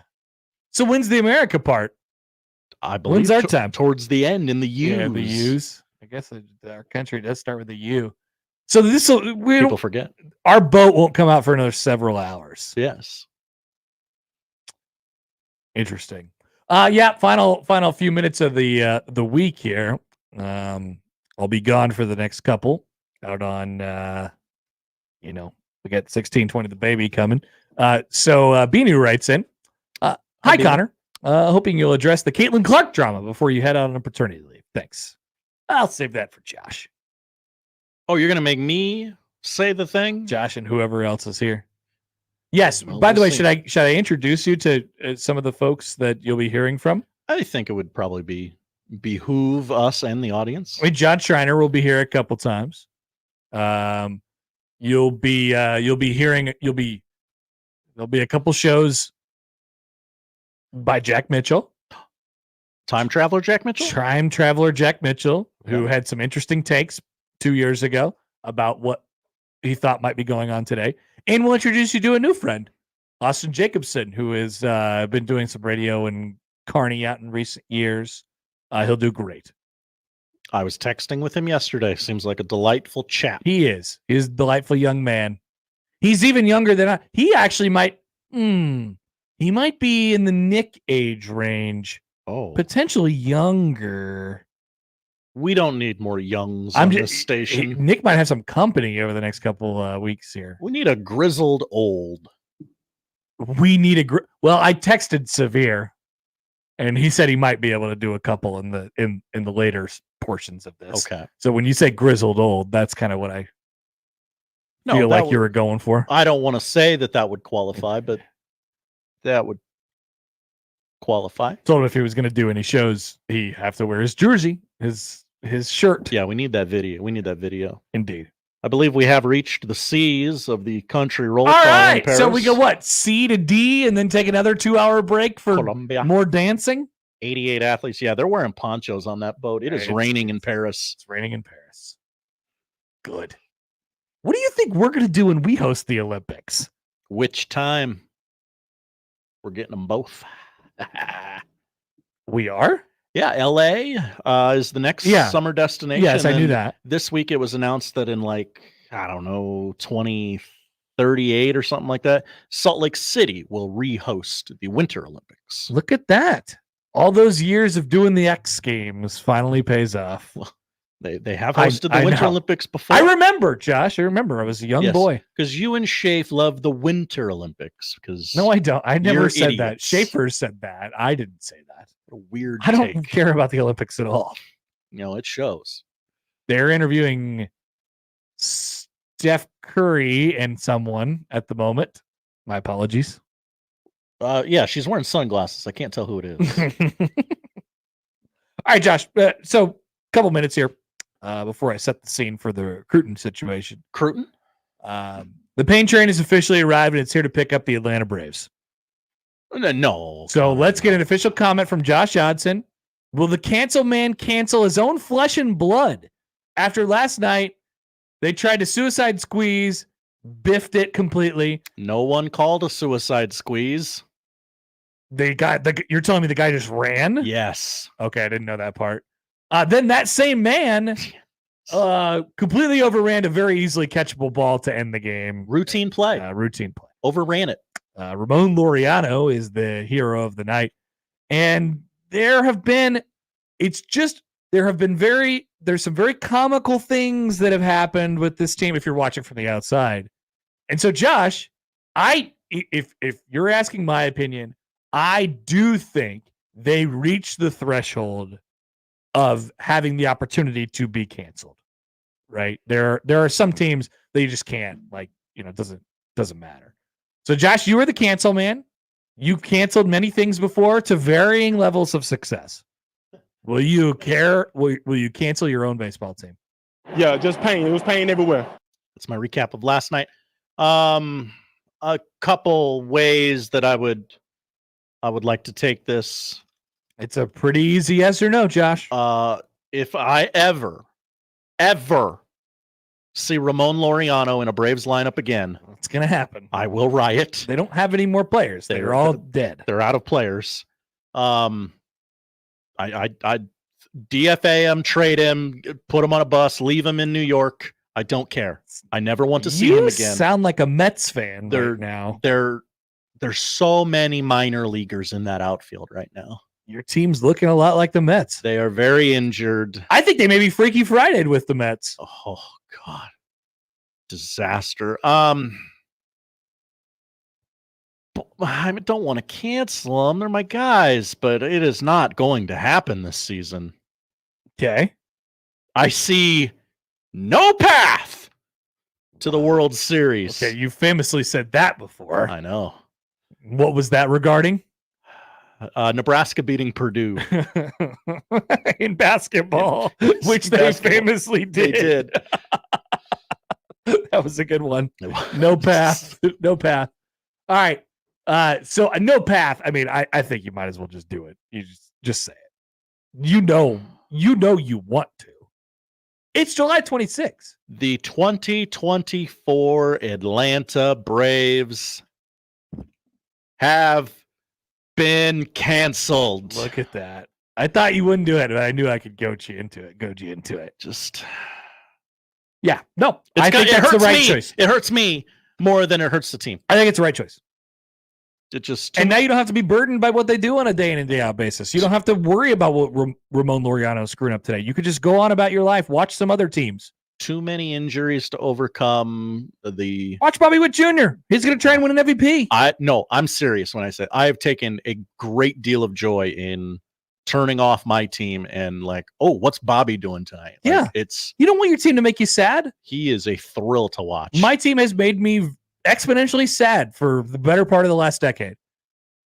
And right before that, very happy. I have not felt like this much in my life. No. And so time to pack it in for the year. And they could still make the playoffs very easily. They certainly could. They're right there in the mix. One of the best rotations in baseball. When for some reason they keep interjecting a minor league player every week to give everyone else more rest. When you know, Josh. And sometimes you just know.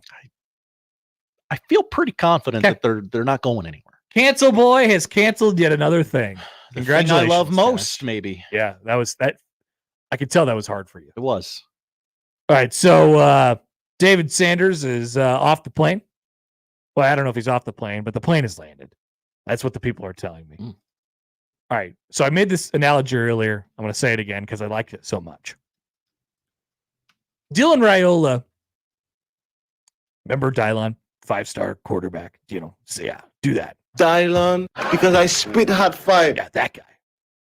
Dylan Raiola, son of Dominic Raiola, nephew of Donovan Raiola, brother of Dayton Raiola. That's right. Don't forget. He was walking down the street one day, and there was a broken down car on the side of the road, and the car said, "Oh no, Nebraska football" on it. It was a sign. And you know what Dylan Raiola did? He said, I think there's something that I could do about this. And so just so happened that on his person, he had jumper cables. And he jumped that car. This is it. Dylan Raiola provided a jump start to the broken down car of Nebraska football. It's true. If they were to get some positive answers on some important recruits this weekend, like 5-star athlete Michael Terry, like 5-star offensive lineman David Sanders Jr., like 10 stars. 4-star wide receiver Isaiah Mosey. We'll learn if if it comes to it, we'll learn. But really, we're talking about Sanders and Terry. What would that be like if we continue this analogy? Because I think the car works nicely again. It's a good car. It was just broken down on the side of the road. It just needed a jump. Just needed a little TLC. And Dylan gave it the jump. Adding these two would be like adding a rocket boosters button. I don't know. It'd give the car the ability to fly. You see what I'm getting at here? It accelerates your timeline quite drastically. I don't even like 5-star quarterback, 5-star tackle, 5-star athlete. I might have to reconsider the ceiling in general for the program under Matt Rule. What did we refer to the program as? Right? It's going to be developmental. They're going to get some guys. They're going to take some chances on some guys, develop him 2-3 years later. They're good players. I think they've been able to recruit as good, if not better than they thought. Obviously, they got a gigantic help from Mr. Jumper Cable in Raiola. And so if they're able to cash in on him as well, all of a sudden your ceiling changes as a program. All of a sudden, I'm not saying you're Ohio State level. I'm not saying you're Michigan level, but you're starting to knock on that door of a top, 15 type of class, right? Yeah, if you can win now. Yeah, you're at the top of the group of Wisconsin and Iowa, groups that recruit in the top 25 to 30 basically every year. On top of that Big Ten West group, you've basically been there. But what I'm saying is, like, if everything else goes well, if they're still able to recruit, identify, develop the talent that they were already going to get, they were already going to recruit fine, because it's too good of an operation. It's too organized of an operation to not be able to recruit well, or at least as well as any other coach for the last 20 years at Nebraska. But if they're able to do this, it takes it to the next level. And I know people don't like overreacting to recruits or commitments or whatever, and until they're signed, and okay, until they're after their sophomore year, we could. No, man. If they have the recruiting and the development down, what do you think they're going to do with the 5-star quarterback and the 5-star tackle and the 5-star athlete? They're going to get the most out of them. They're going to get the most out of them. And if you can get the class after that to keep it propped up so it's not just a Dylan spike, then you're really onto something. Once again, Nebraska has had no problems recruiting the generic 3-star regional recruit. Even a few 4-stars. They've done that. They've had no problem doing that. Recruiting that person and developing that person and turning them into good players. They have done that. Not as high of a rate as you'd want them to, but they have done that. Where Nebraska has failed dramatically over the last decade is being able to take those guys, build a whole team of them, and then sprinkle in the 4 and the 5 stars and make those guys really, really count. If you look at their record of 4 and 5-star recruits, it is bad. It is horrible. Those guys haven't ended up doing anything. Why? Because they've been depended on too much. They were in it for the wrong reasons. They went back home during COVID, a variety of different reasons. But if Nebraska has a foundation to land upon, if they already have a roster full of guys that they already trust, and then you're not asking much right out of the gate of a Raiola, of a Sanders, of a Terry, that's when you can go, man. That's when you can start flying. And that is maybe even faster than what they thought it was going to end up being. Jeff writes in on the text line, by the way. Hi, Jeff. Great analogy. Nebraska football doesn't work, but could be fun to fix. See, I think Dylan got it working again, man. He jumped that thing. It's now, how fast can you get that? Can you get it going 0 to 60? Drop a new engine in that baby.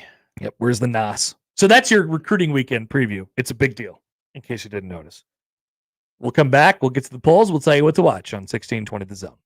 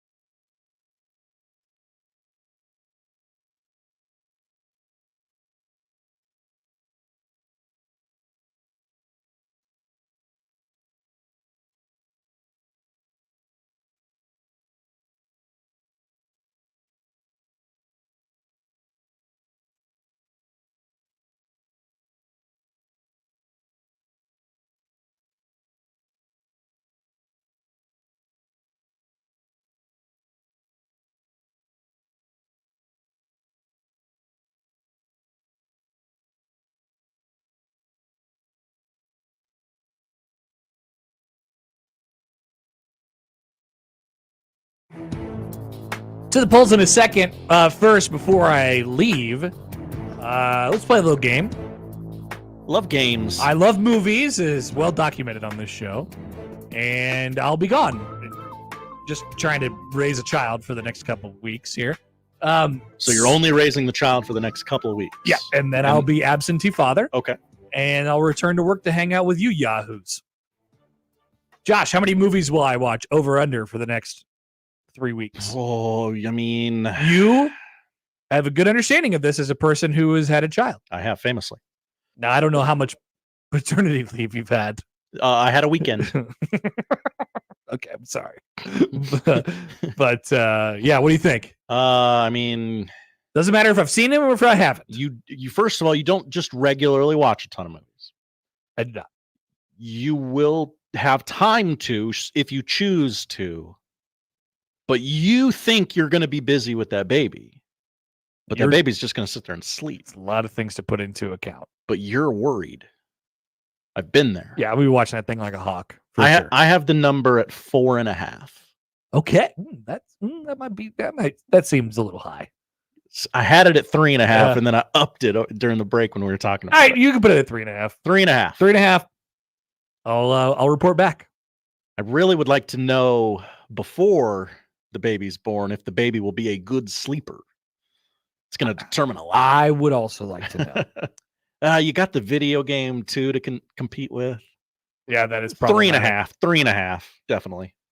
Poll questions. Do you think Jim Harbaugh makes a really mean casserole? Yes, I do. We did not have many poll questions today, but I believe them all to be bangers. I like that one. Yes. 54% said yes. Paul Feinbaum was stuffed into 11.5 lockers in his high school career. Over under. I know how this is going to go, and I'm going to go with the wind here. Yeah, same here. But just playing the numbers, it's probably under, but I'm going to say over. 87.5% say over. Way to go, audience. Whoa, we went from G to I. Is They Hate Us Because They Saint Us a good name for a New Orleans Saints podcast? Absolutely. Yes. 52% say no. Oh, you're all idiots. Blasphemy. And finally, does Nebraska have more scruples than Tennessee? I think this has been proven out throughout time. Yes. Absolutely. Nebraska has more scruples. 72% say yes. Those are the polls. What are we watching tonight?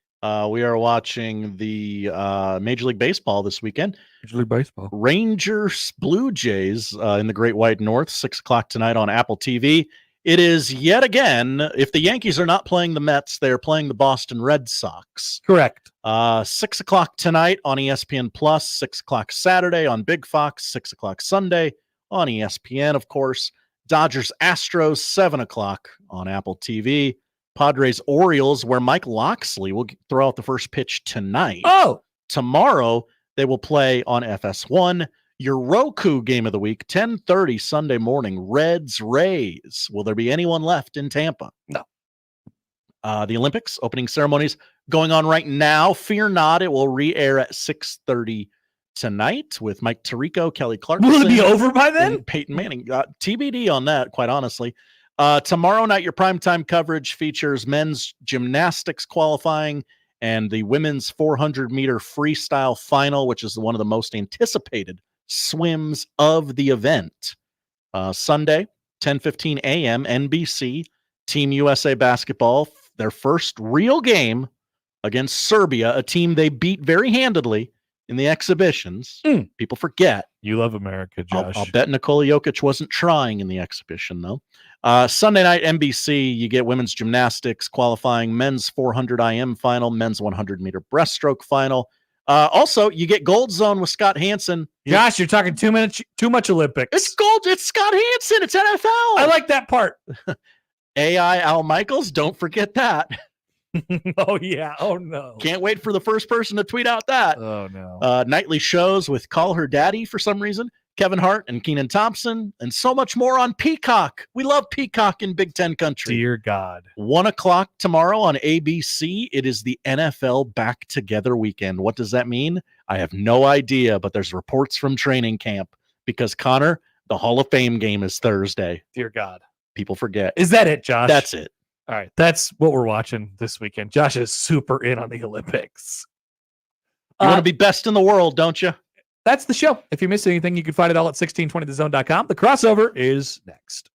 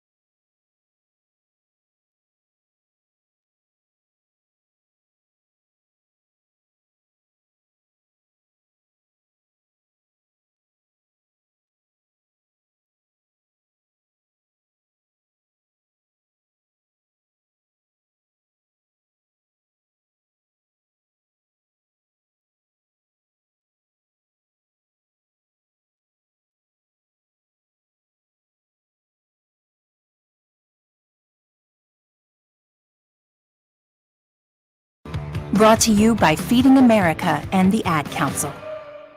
Howdy, Greg Wagner joining you from the Nebraska Game and Parks Commission. Time now for another Nebraska Outdoor Update.